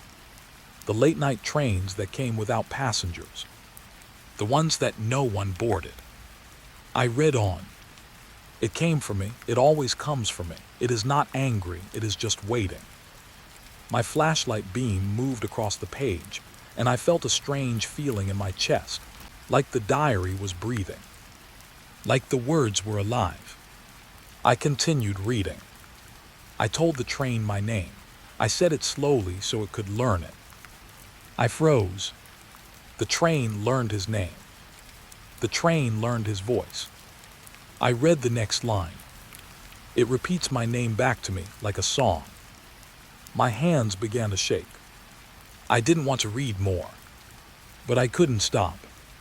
The next entry was shorter. It was written in a different style, like a different person had written it. It said, "I can speak now." I read it again. "I can speak now." I felt my throat tighten. I looked around the shelter, my flashlight beam scanning the walls as if the drawings might move. I read the next line. "The forest taught me." My heart pounded. The forest taught him. The forest taught him to speak. But speak like who? I turned the page again. The next entry was the one that made me sit down on the floor, my back against the wall. The handwriting was almost perfect. The words were written in a steady, calm hand. It read, "I learned to sound like Eli." I stared at the page, unable to breathe. Eli, the missing child, the one the town had been searching for, the one everyone had been afraid to talk about because it felt like admitting he was gone. I read the next line. "I am Eli." My eyes burned. My mind felt like it was breaking. I couldn't understand how the diary could say that. I couldn't understand how a child could write like that. I couldn't understand how the forest could teach someone to sound like Eli. I read on. "I am not Eli, but I can be him when I want." My hands were shaking so badly, I could barely hold the diary. I forced myself to keep reading. The entry continued. I practiced his voice. I practiced his words. I practiced his laugh. The forest listened and repeated it back. I swallowed hard.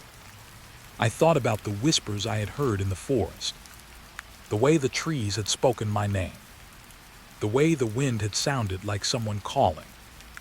I thought about the station and the trains. I thought about the passenger list.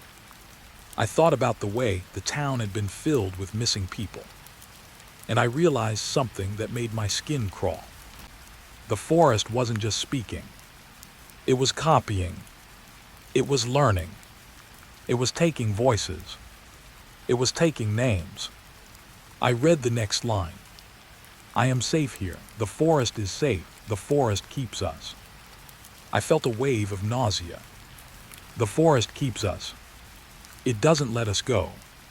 It keeps us. I looked up from the diary, my flashlight beam shaking as I tried to steady myself. I stared at the shelter walls, the drawings, the toys, the clothes. Everything looked different now. Like it wasn't just a place where a child had hidden. Like it was a place where a child had been kept, and where something else had learned to speak like him. I closed the diary slowly, my hands trembling. I sat there for a long time, trying to make sense of it. The forest had taken Eli, but it hadn't just taken him. It had learned him. It had learned his voice. It had learned his name. It had learned how to be him. I thought about the note I had found in the bear. "I'm here." The words suddenly felt like a trap, like a lure, like something trying to pull me deeper into the forest. I stood up slowly, my legs shaking. I looked around the shelter one last time. The air felt heavier now, like the forest had filled the space with its presence. I crawled out of the shelter and into the clearing. The trees stood tall and silent, like soldiers guarding something. I walked back toward the path, my flashlight beam cutting through the darkness. The forest seemed to breathe around me. The leaves rustled softly, like a whisper. I kept walking, my mind racing. I tried to tell myself that the diary was just a story. I tried to tell myself it was a child's imagination. I tried to tell myself that I was overthinking. But the words stayed with me. "I am not Eli, but I can be him when I want." The forest can learn. The forest can copy. The forest can speak.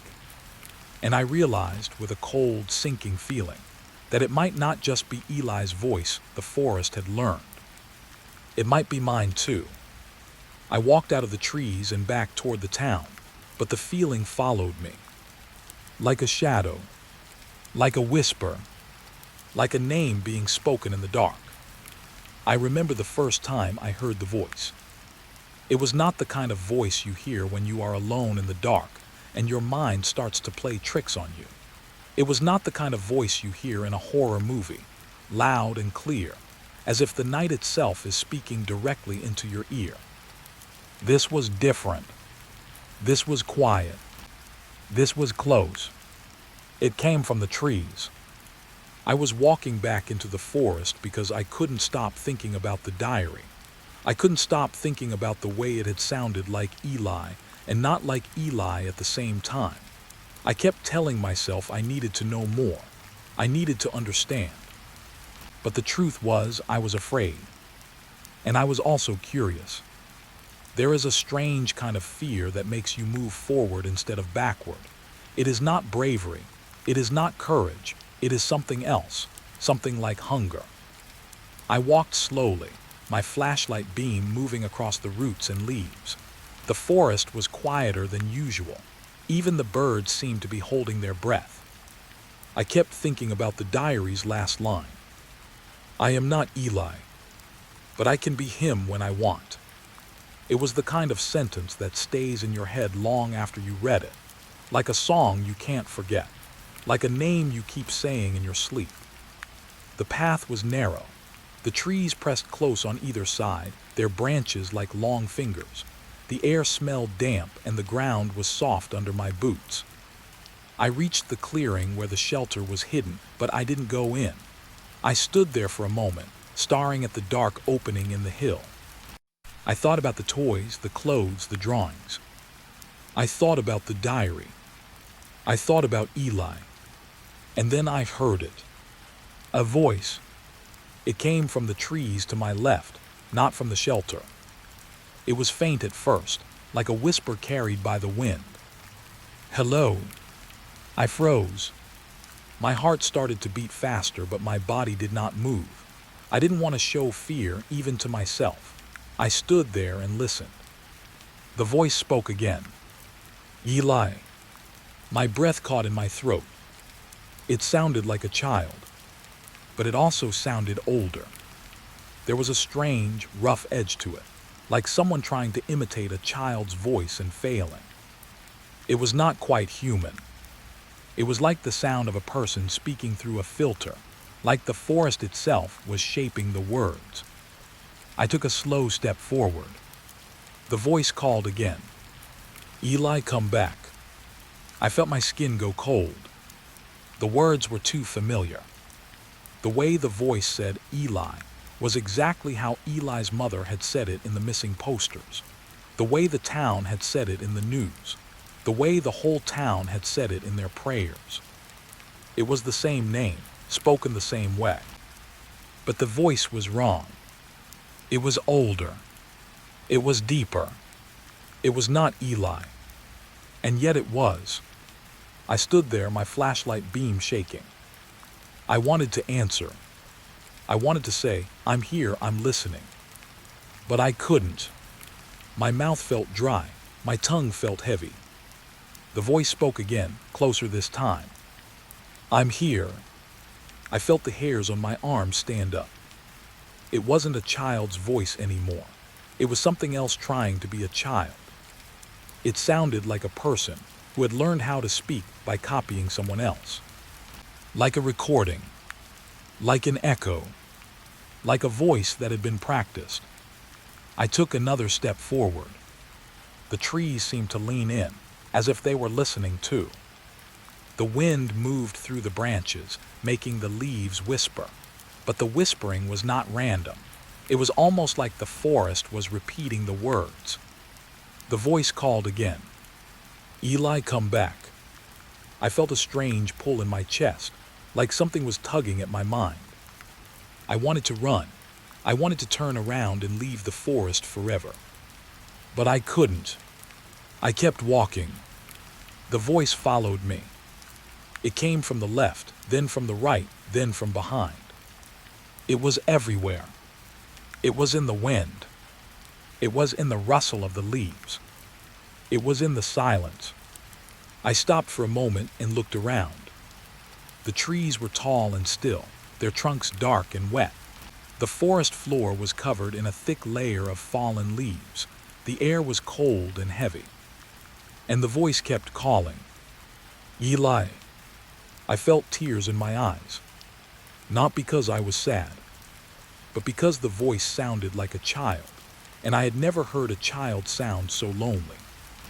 It sounded like someone trapped inside a place they couldn't leave. It sounded like someone begging for help. And I realized with a sudden clarity that the voice was not calling me. It was calling itself. It was calling the name it had learned. It was calling the name it had practiced. It was calling the name it had stolen. I whispered, barely audible, "Who are you?" The forest was silent for a moment. Then the voice answered, "I'm Eli." I felt my heart drop. I wanted to scream, but I didn't. I just stood there, staring into the trees. The voice spoke again, softer this time. "I'm here." I tried to understand. If the forest had learned Eli's voice, then maybe it had learned his memories too. Maybe it had learned his thoughts. Maybe it had learned his pain. Maybe it had learned how to be him. But the voice was wrong. It was not the voice of a child. It was the voice of something else. Something older. Something that had been around long enough to learn how to copy. Something that had been listening. Something that had been waiting. The voice called again, closer than before. "Eli, come back." I took a step backward. The ground felt unstable under my feet, like the forest was shifting. I looked up and saw something that made my blood run cold. The trees were moving. Not like in the wind. Like they were bending slowly, as if they were reaching for me. The branches creaked and groaned, making a sound like a person struggling to speak. The voice came again, now right beside me, as if it was inside my head. "I'm here." I felt a cold breath on my neck. I turned around quickly.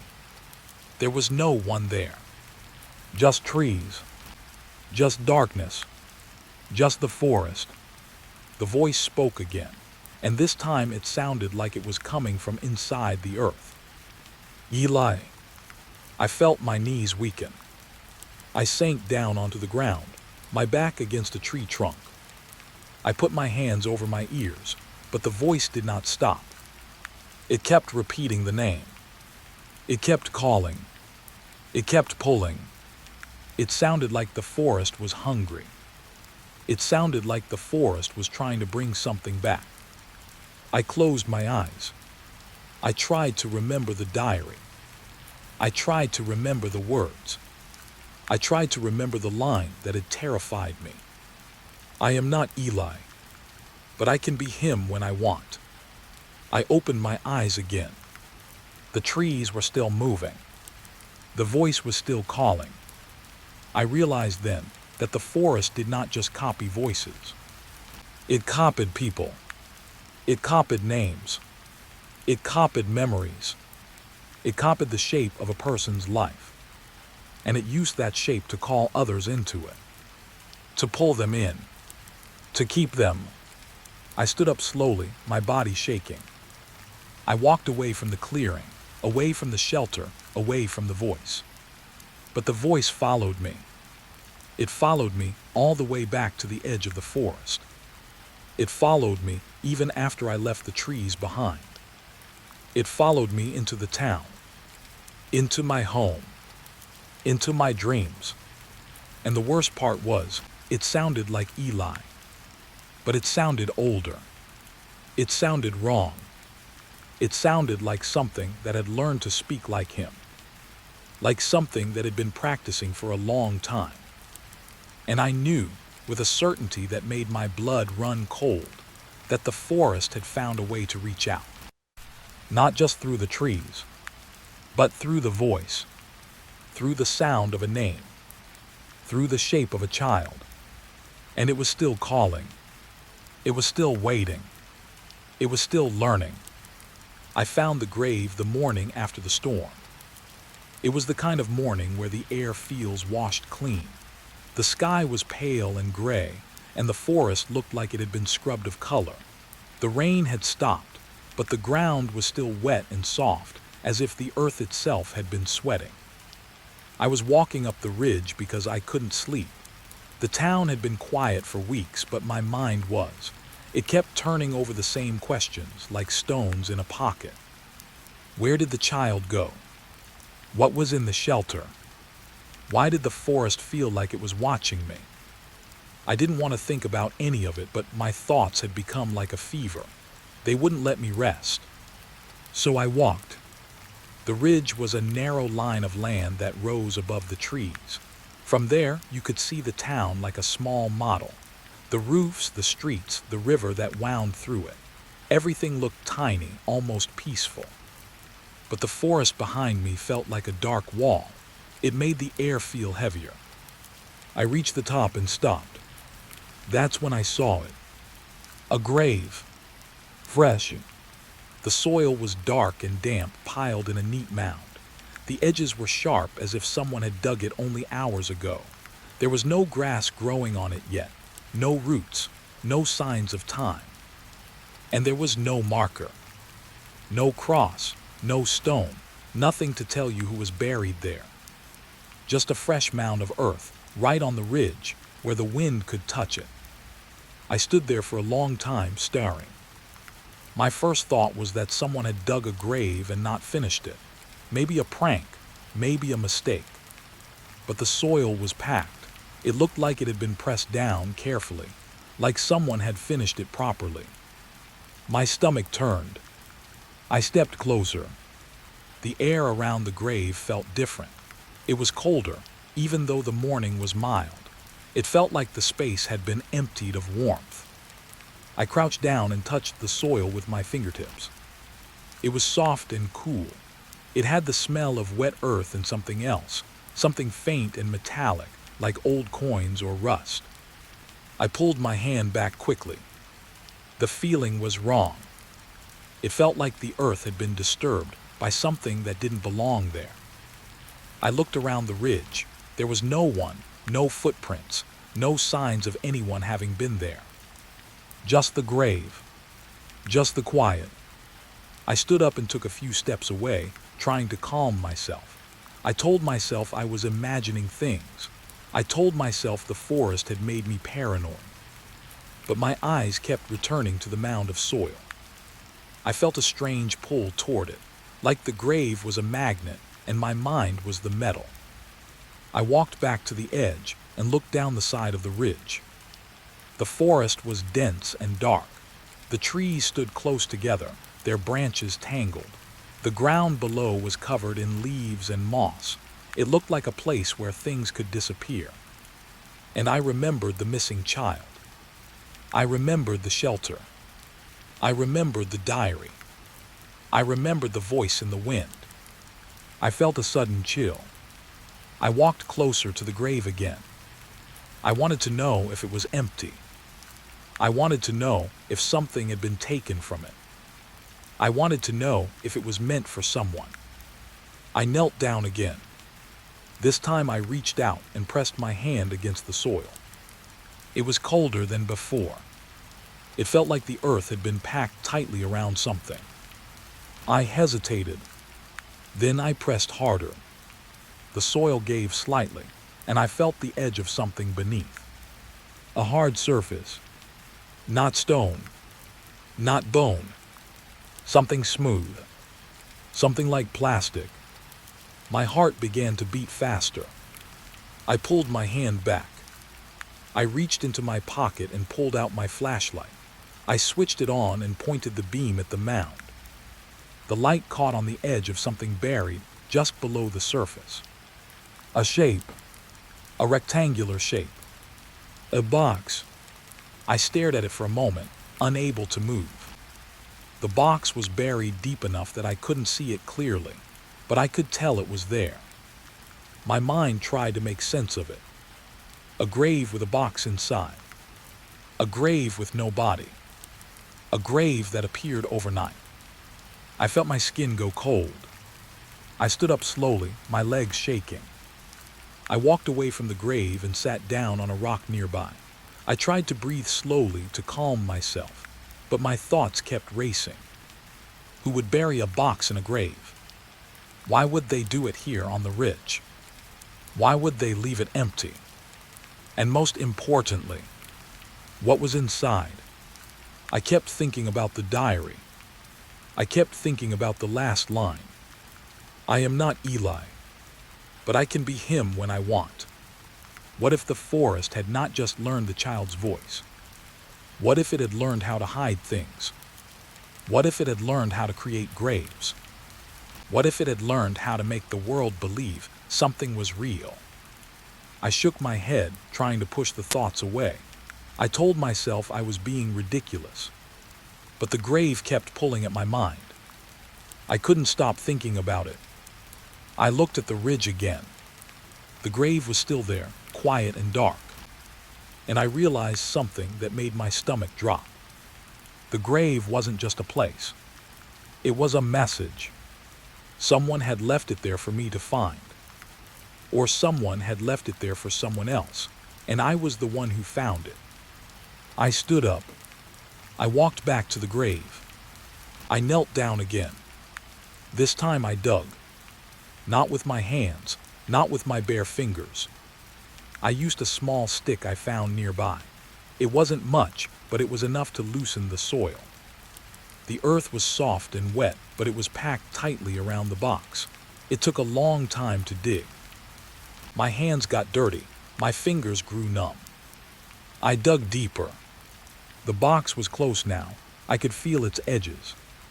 I paused for a moment, my heart pounding. I wasn't sure I wanted to know what was inside. But I couldn't stop. I pulled the soil away. The box was exposed. It was old and worn, covered in dirt and roots. It looked like it had been buried for years, not hours. The wood was dark and splintered. And then I saw the lock. A small metal lock, rusted and old. It looked like something you would put on a diary or a chest. I stared at it. I reached out and touched it. The metal was cold. It felt like it had been waiting. I stood up, my hands shaking. I looked at the box again. And then I heard something. A sound so faint I almost missed it. A whisper. Not from the forest. Not from the trees. From the ground. From the grave. It sounded like a voice trying to speak through the earth. A voice calling a name. A voice saying, Eli. I found the grave the morning after the storm. The rain had finally stopped, but the air still felt heavy, like the forest had been holding its breath. The sky was a dull gray and the trees were dripping with water. Everything looked quiet in that washed-out way, like the world had been cleaned and left to dry. I couldn't sleep. I hadn't been able to sleep properly since the child went missing. Every time I closed my eyes, I saw the same image. The little shelter in the forest, the toys scattered on the ground, the diary with its shaky handwriting. So I walked. I walked up the ridge where the town looked small and distant. From there you could see the rooftops, the river, the main road. The town looked calm, almost peaceful, like nothing had happened. But the forest behind me felt different. It felt heavier. It felt aware. The ridge was a narrow line of land, a kind of natural border between the town and the deeper woods. The path was muddy from the rain. My boots made soft squelching sounds as I walked, and the only other sound was the wind moving through the pines. I stopped near the top and looked around. That's when I saw it. A fresh mound of earth. A grave. It was so new that the soil was still dark and damp. The edges were sharp, like someone had shaped it carefully. There was no marker, no stone, no cross. Nothing to tell you who was buried there. Just a pile of soil on the ridge like it had been placed there deliberately. I stood there for a long time, staring. My first thought was that someone had dug it and not finished. Maybe a prank, maybe a hunter's mistake, maybe someone burying an animal. But the soil was too neatly packed. The shape was too precise. It looked like a real grave. My heart began to beat faster. I walked closer. The air around the grave felt colder. The wind seemed to slow down as it passed over it. It was like the space had been emptied of warmth. I crouched down and ran my fingers over the soil. It was soft but not loose. It felt pressed down, like someone had packed it tightly after burying something. I pulled my hand back quickly. The ground smelled like wet earth, but there was another scent too. Something metallic, like old coins or rust. I looked around. No footprints. No signs of a shovel. No disturbed grass leading away. Just the grave. Just the quiet. I felt a strange pull toward it, like my mind was being tugged by something under the soil. It was a feeling I couldn't explain, and it made my skin prickle. I stood up and took a step back. Then I took another step. But my eyes kept going back to the mound. I couldn't stop thinking about it.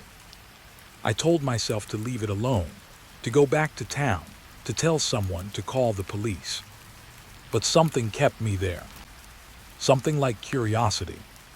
Something like dread. Something like the need to know. I knelt again. This time I pressed my hand into the soil, deeper. The ground gave slightly under my palm, and I felt the edge of something hard. A shape. Something buried. Not bone. Not rock. Something smooth and flat. My breath caught. I pulled my hand back and stared at the ground. The shape was just under the surface. I stood up slowly and reached into my pocket for my flashlight. My hands were shaking. The light made the wet soil shine, and it caught on the edge of the hidden object. A box. I could see a corner of it, just enough to know it was there. The wood looked old and dark, as if it had been buried for years. The edges were worn. But the grave was fresh. The box didn't match the soil. It didn't make sense. I looked at the box again, then at the ridge. The forest below looked deep and endless, like it held secrets that never wanted to be found. I sat down on a rock nearby, trying to calm my thoughts. I kept thinking about the missing child, the shelter, the toys, the diary, the last line I had read, the one that made my stomach twist. I am not Eli, but I can be him when I want. What if the forest wasn't just hiding the child? What if it was hiding something else? What if it was hiding something that could pretend? I shook my head, trying to push the thoughts away. But the grave kept pulling at me. I stood up and walked back to the mound. I knelt again and began to dig. Not with my hands, not with my bare fingers. I used a small stick I found nearby. It wasn't much, but it was enough to loosen the soil. The earth was soft and wet, but it was packed tightly around the box. It took a long time to dig. My hands got dirty. My fingers went numb from the cold. I dug deeper. The box was close now. I could feel its edges with the stick. My heart was pounding. I stopped and listened. The wind moved through the trees. A bird called somewhere far away, nothing else. No footsteps. No voices. Just the quiet. I continued digging. The soil loosened, and the box became more visible. It was old, dark wood. The surface was rough and cracked. Roots had grown over it in places, like the forest was trying to claim it. And then I saw the lock. A small metal lock, rusted and old. It looked like something from a diary or a chest. My hands shook as I reached out and touched it. The metal was cold, and it felt like it had been waiting for me. I stood up slowly. I stared at the box. I wanted to open it. I wanted to know what was inside. but I also felt afraid. It was like the forest had put the box there on purpose, like it wanted me to find it, like it wanted me to open it. I looked down at the lock again. Then I heard it. A whisper, so soft I almost didn't hear it. It wasn't from the trees. It wasn't from the wind. It came from the ground, from the grave. A voice calling a name that sounded familiar, a name I had been trying not to say. Eli. My blood ran cold. I stood very still, my breath shallow. The voice whispered again, closer this time. Eli. I didn't move. I didn't speak. I just stood there, staring at the grave and the box, feeling the weight of the forest around me.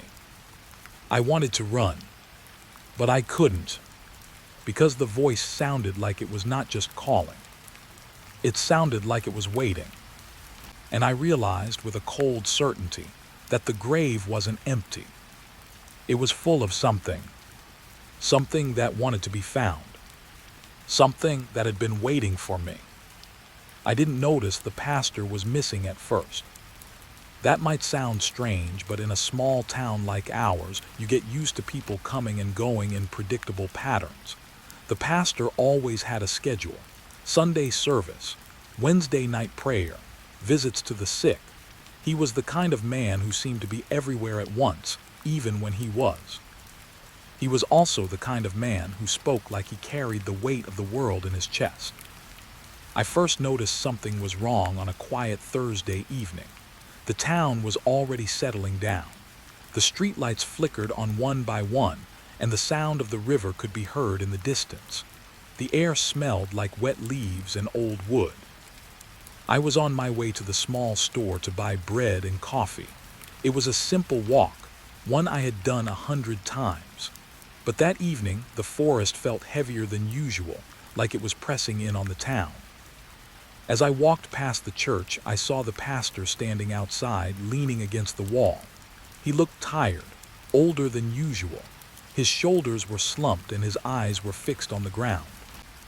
When he saw me, he straightened up quickly, as if he had been caught doing something he shouldn't. He nodded, but he didn't smile. "Good evening," he said, his voice low. "Evening," I replied. "You look tired." He gave a small laugh, but it didn't reach his eyes. "We all do." There was a pause. Then he looked at me directly, and I felt a strange chill. "Listen," he said, almost whispering.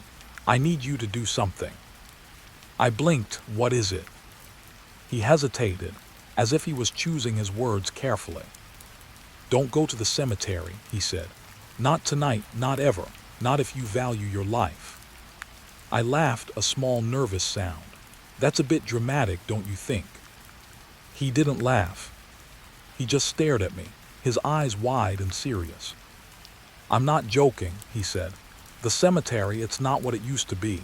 It's changed." "Changed how?" I asked. He swallowed hard. His throat moved like he was trying to keep something down. "I can't explain it," he said. "Just don't go." I felt a strange mix of irritation and fear. The pastor had always been calm and rational. He wasn't the type to scare people with warnings. If he was telling me not to go somewhere, it meant something had happened. "Why?" I asked. "What happened?" He looked away, toward the forest, as if he could see something in the trees. "Some things are better left alone," he said. "Some things don't like being watched." I stared at him, unsure of what to say. Then he stepped closer, his voice dropping even lower. "Please," he whispered, "promise me." I hesitated, then nodded. "Okay, I promise." He nodded once, as if satisfied. Then he turned and walked away, disappearing into the church doors. I stood there for a moment, feeling the weight of his warning settle in my chest. The town felt quiet, almost too quiet. The wind moved through the trees, making the branches creak softly. I went to the store, bought what I needed, and walked home. I tried to push the pastor's words out of my mind. I told myself he was tired, stressed, maybe even sick. Maybe he had seen something in the cemetery and it had scared him. But I couldn't shake the feeling that his warning had been real. The next morning, the town felt different. People were talking in low voices. They moved slower. They looked at each other with worried eyes. I walked to the church to see if the pastor was there. The doors were closed. I knocked. No answer. I tried again. Still nothing. The church was silent. It was the kind of silence that made your skin crawl. The kind of silence that felt like a held breath. I walked around the building. The back door was locked. The windows were dark. It looked like the church had been abandoned. I stood there for a long time, feeling the cold air on my face. I didn't know what to do. I wanted to call someone. I wanted to tell someone. But the town was already in a state of quiet panic. I walked back toward the center of town. People were gathered near the town hall, talking in hushed voices. I heard my name mentioned. I heard the pastor's name. "Have you heard?" someone asked. "He's gone," another voice said. "Vanished." "What do you mean vanished?" someone else asked. "No one saw him leave," the first voice replied. "His room is still there, his keys, his coat, everything." I felt my stomach drop. The pastor was missing, and he had warned me not to go to the cemetery. My mind went back to the grave on the ridge, the fresh mound of earth, the box, the whispering voice. I felt a cold wave of dread wash over me. I walked to the cemetery. I know I shouldn't have. I know the pastor told me not to, but I couldn't stop myself. I needed to know if there was a connection. The cemetery was on the edge of town, near the forest. It was old, with weathered stones and crooked crosses. The grass was overgrown in places. The trees leaned over the graves like they were watching. As I approached, I felt the air change. It felt colder. The wind seemed to slow down. The forest seemed to hush. I walked through the gate. The sound of the gate creaking was loud in the quiet. I walked between the graves, my footsteps soft on the grass. I tried to focus on the names and dates, trying to distract myself from the feeling that something was wrong. I kept looking for something unusual, something out of place. But everything looked normal, until I reached the back of the cemetery. There was a section of graves that looked newer than the rest. The soil was dark and fresh. The edges were sharp. The grass hadn't grown back yet. I stopped. My heart began to race. The graves looked like the one on the ridge. Fresh, unmarked, empty. I walked closer. The soil was soft. It smelled like wet earth. I reached out and touched one of the graves. The ground felt cold, like it had been packed down recently. I pulled my hand back quickly. I felt like I was being watched. I looked around. No one. Just the trees. Just the graves. Just the quiet. I felt my throat tighten. I realized something. The graves weren't just fresh. There were too many. There were more than I had ever noticed before. More than the town had ever buried. I walked back through the cemetery, my mind racing. Who had been buried here? Why were there so many fresh graves? And why had the pastor warned me not to come? I left the cemetery and walked back toward town, my legs moving automatically. I didn't want to be there anymore. I didn't want to think about it. But the image of the graves stayed with me. The empty graves, the fresh soil, the feeling of being watched. That night I couldn't sleep. I lay in bed, staring at the ceiling, listening to the wind in the trees. I kept thinking about the pastor, about his warning, about his disappearance. And I kept hearing the whisper. Eli. The name echoed in my mind, like a voice calling from far away. I realized with a cold certainty that the town was not safe.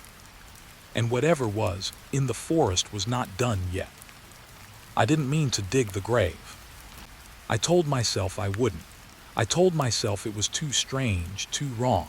The grave had appeared overnight, and the air around it felt like it was holding its breath. The town was already full of unanswered questions. I didn't need to add more. But the pull was too strong. It was like the earth itself was calling me. So I went back.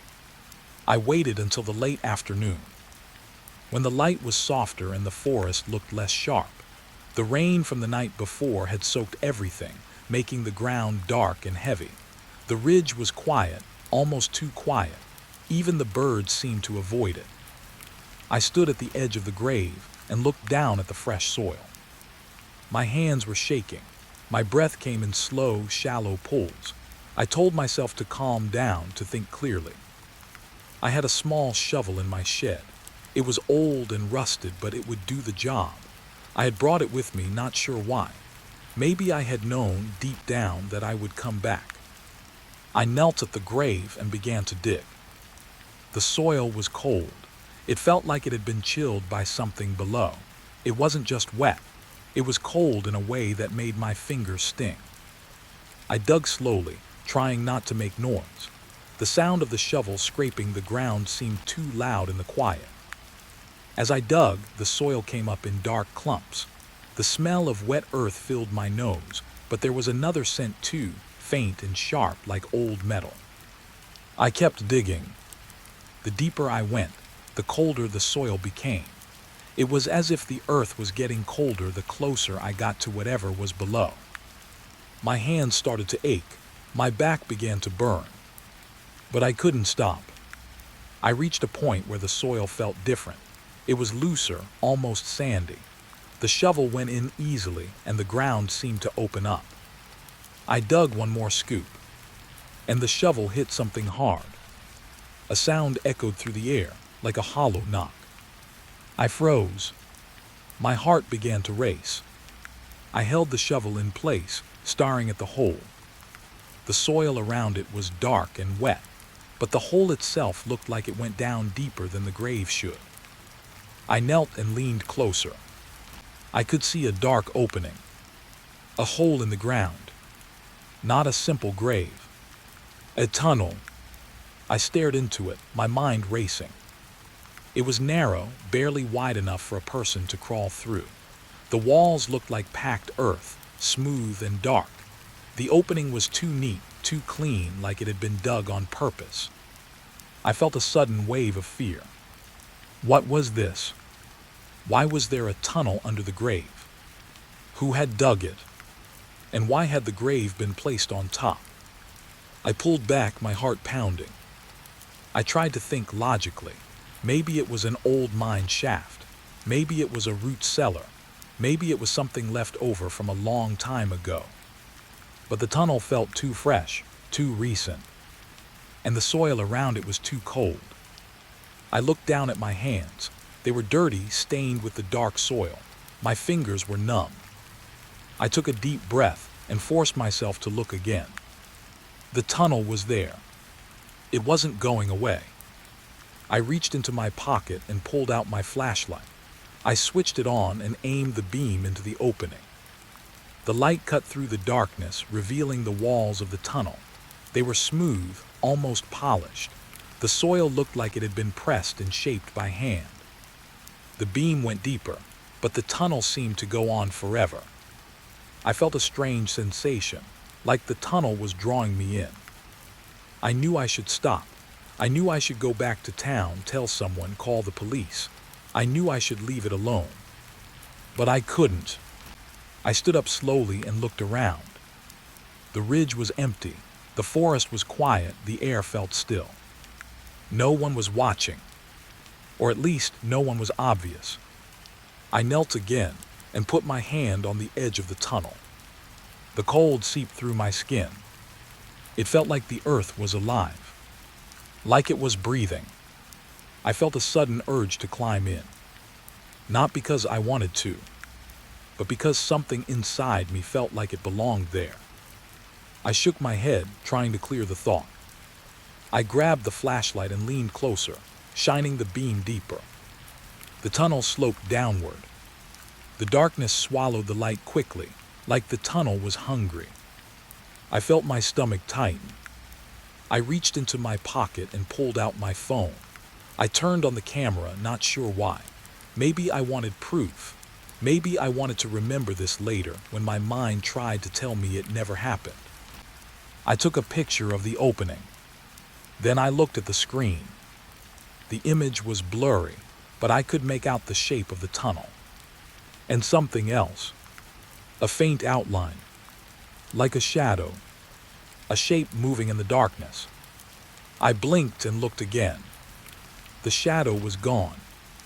I told myself it was just my imagination, the light flickering, the wind, the angle of the camera. But my heart was racing. I stood up and took a step back. The tunnel was there, dark and quiet. It felt like a mouth waiting to swallow. I sat down on the ground, my back against a tree. I tried to calm myself. I tried to breathe slowly. I tried to think about anything else. But my mind kept going back to the missing child, to the shelter, to the diary, to the voice in the wind. And I realized something that made my blood run cold. The tunnel wasn't just under the grave. It was under the ridge, under the forest, under the town. It was deep, too deep, like it had been dug for a purpose that didn't belong to the living. I stood up again. I looked at the tunnel one more time. Then I made a decision. I would go down. Not far, not too far. Just enough to see what was inside. I needed to know. I needed to understand. I needed to know if the grave was empty. I grabbed the flashlight and crawled into the tunnel. The earth was cold against my skin. The tunnel was narrow, and I had to pull my knees close to my chest. The air was damp and musty. It smelled like wet soil and something else, something faint and sweet like old flowers. I moved slowly, one hand in front of the other. The flashlight beam shook as I crawled, making the walls look like they were moving. The tunnel sloped downward, deeper into the earth. The air grew colder with every inch. My breath came out in small puffs like smoke. I felt the weight of the earth above me. The pressure pressed down on my body, making my chest feel tight. I kept going. The tunnel was longer than I expected. Longer than it should have been. My mind kept trying to tell me to turn back, to stop, to leave. But I couldn't. The tunnel felt like it was pulling me, like it wanted me to reach the end. I crawled for what felt like a long time. Then the tunnel opened into a wider space. I stopped. The flashlight beam swept across the area. It was a small chamber like a room carved into the earth. The walls were smooth and dark. The floor was packed soil, cold and hard. And in the center of the chamber was something that made my stomach drop. A row of boxes. Wooden boxes, old and worn, like the one in the grave. They were lined up neatly, like they were being stored. Like they were waiting. I crawled closer, my heart pounding. I shone the light on the nearest box. The wood was dark, and the lock was rusted. But the box looked familiar. It looked like the one I had dug up. I felt a cold wave of dread. I looked at the other boxes. There were more than I could count. A whole row of them. And each one had a lock. Each one had been buried. Each one had been hidden. I swallowed hard. I realized with a sick certainty that the grave on the ridge was not the only one. The forest had been hiding these boxes for a long time. The town had been living above them, unaware. And whatever was inside them had been waiting. Waiting for someone to find them. Waiting for someone to open them. I stood there staring at the row of boxes, feeling the cold soil under my hands. And I heard a sound. A faint whisper. Not from the forest. Not from the wind. From the earth itself. The whisper grew louder, like a voice coming from deep below. It said my name. It said it slowly, like it was tasting the sound. Eli. I ran before I understood why. The tunnel didn't feel like a tunnel anymore. It felt like a throat, and I was crawling out of it, trying to escape something that wanted to swallow me whole. The earth around me pressed in, the air grew colder, and the whispering voice in the darkness seemed to push me forward. I didn't look back. I didn't stop to think. I just crawled faster until the tunnel narrowed again. The soil scraped my skin. My hands were raw. My knees burned. I could feel the damp cold seeping into my clothes, making my body feel heavy. When the opening finally appeared, it felt like stepping out of a nightmare into the real world. The daylight hit me like a slap. I pulled myself out of the hole and rolled onto the grass. The ridge was above me, the grave still there, the forest around it quiet and still. The air felt normal again, but my mind didn't feel normal. It felt like the tunnel had changed something inside me. I sat up and looked around, breathing hard. The grave was there. The tunnel was there. And somewhere deep below, something was still watching. I stood slowly, my legs shaky. I grabbed my shovel and my flashlight, and I backed away from the grave without taking my eyes off it. I didn't want to give it a chance to draw me back. I walked down the ridge, my heart pounding, the forest closing in around me. Every step felt like I was leaving a part of myself behind.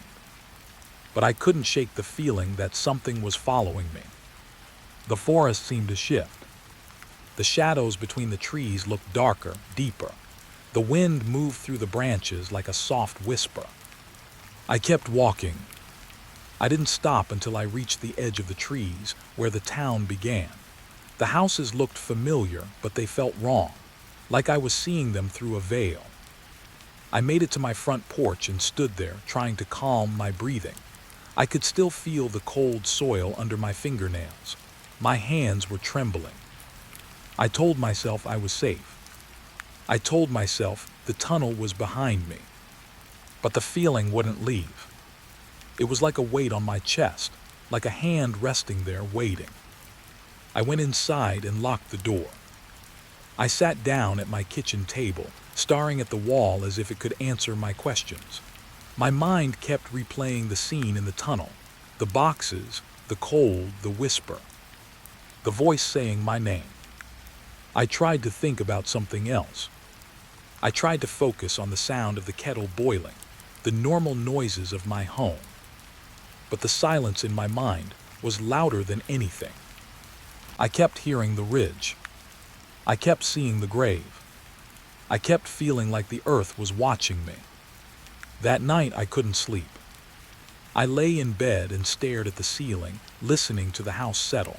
The floorboards creaked. The wind tapped at the window. The world sounded normal, but my body felt tense, like I was waiting for something to happen. I kept thinking about the pastor, about his warning, about how he disappeared after telling me not to visit the cemetery. I wondered if he had heard the same voice, if he had seen the tunnel, if he had tried to leave, and the ridge had followed him too. The more I thought about it, the more I realized something I didn't want to admit. The ridge wasn't just a place. It was a presence. It wasn't bound by distance. It didn't stay in one spot. It moved. It followed. And it could reach me. I tried to convince myself I was just tired, that my mind was playing tricks, that the fear was simply my body reacting to what I had seen. But then I heard something, a faint sound outside my window. At first, I thought it was the wind, but it was too deliberate. A soft, slow tapping, like someone knocking on a door.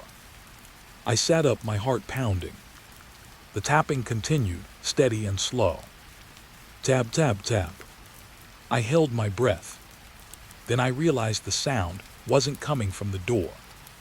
It was coming from the ridge, from the earth, from below. It was as if the ground itself was trying to get my attention. I stared at the window, trying to see through the darkness. The streetlights cast long shadows. The trees swayed in the wind. The tapping stopped. For a moment, everything was quiet. Then in the silence, I heard a voice. Not a human voice. Not exactly. It was faint, distant, like it was coming from far away. But it was speaking, and it sounded like the child, like the one from the diary, but older, more tired, more wrung. The voice whispered my name again. Eli. My blood went cold. I sat very still, my body frozen. The voice continued, slow and calm, as if it had all the time in the world. Come back. I didn't move. My mind screamed at me to run, but my body wouldn't. It was as if something had rooted me to the bed. The voice spoke again, softer. Don't be afraid. I felt a wave of nausea. The voice sounded comforting, but the words felt like a trap. It sounded like someone who knew me, like someone who had been watching me. I closed my eyes, trying to shut it out. But the voice kept going.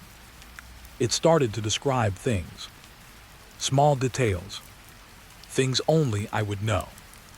The way I liked my coffee, the scar on my left thumb, the sound of my father's voice when he was angry. It was as if the voice was inside my head, speaking directly to my thoughts. I opened my eyes and stared at the ceiling. I whispered, "Who are you?" The voice didn't answer right away. It took a long moment, like it was choosing its words. Then it said softly, "I'm the one who learned to speak like you." My skin went cold. The words hung in the air. And for the first time, I realized what the diary had meant. The child hadn't just survived. Something else had survived too. Something that had learned to mimic him. Something that had learned to mimic me. I didn't know how long I lay there, listening to the quiet after the voice stopped. But when I finally managed to sleep, it was not a peaceful sleep. It was the kind of sleep where you dream in fragments. Dreams of dark tunnels. Dreams of cold soil. Dreams of a grave that keeps opening. When morning came, I felt exhausted. But I also felt something else. A sense of dread that didn't leave. I went to the kitchen, poured myself a coffee, and tried to act normal. I tried to pretend that everything was fine. But the ridge was still there. The cemetery was still there. And the feeling of being watched was still there. All day I kept glancing toward the ridge, as if it might move closer, as if it might reach me. I tried to talk to people in town, but I couldn't find the right words. The pastor was gone. The sheriff acted like nothing was wrong. The townspeople avoided the ridge as if it was a taboo. I wondered if they knew something I didn't, or if they were just afraid. That night the voice returned. Not in my bedroom this time. Not directly in my head. It was in the wind. It came through the trees, soft and slow like a lullaby. It sounded like a child. But the words were wrong. The rhythm was off. The voice was older. And it called me from the ridge. Eli, come back. I stood by my window, staring into the darkness. The wind moved through the branches, and for a moment I could almost see the shape of a child standing among the trees. But when I blinked, it was gone. The ridge kept its secrets, and I realized with a sinking feeling that the secret was not buried underground. It was inside me. It had followed me home. It had learned how to speak, and it was waiting for me to return.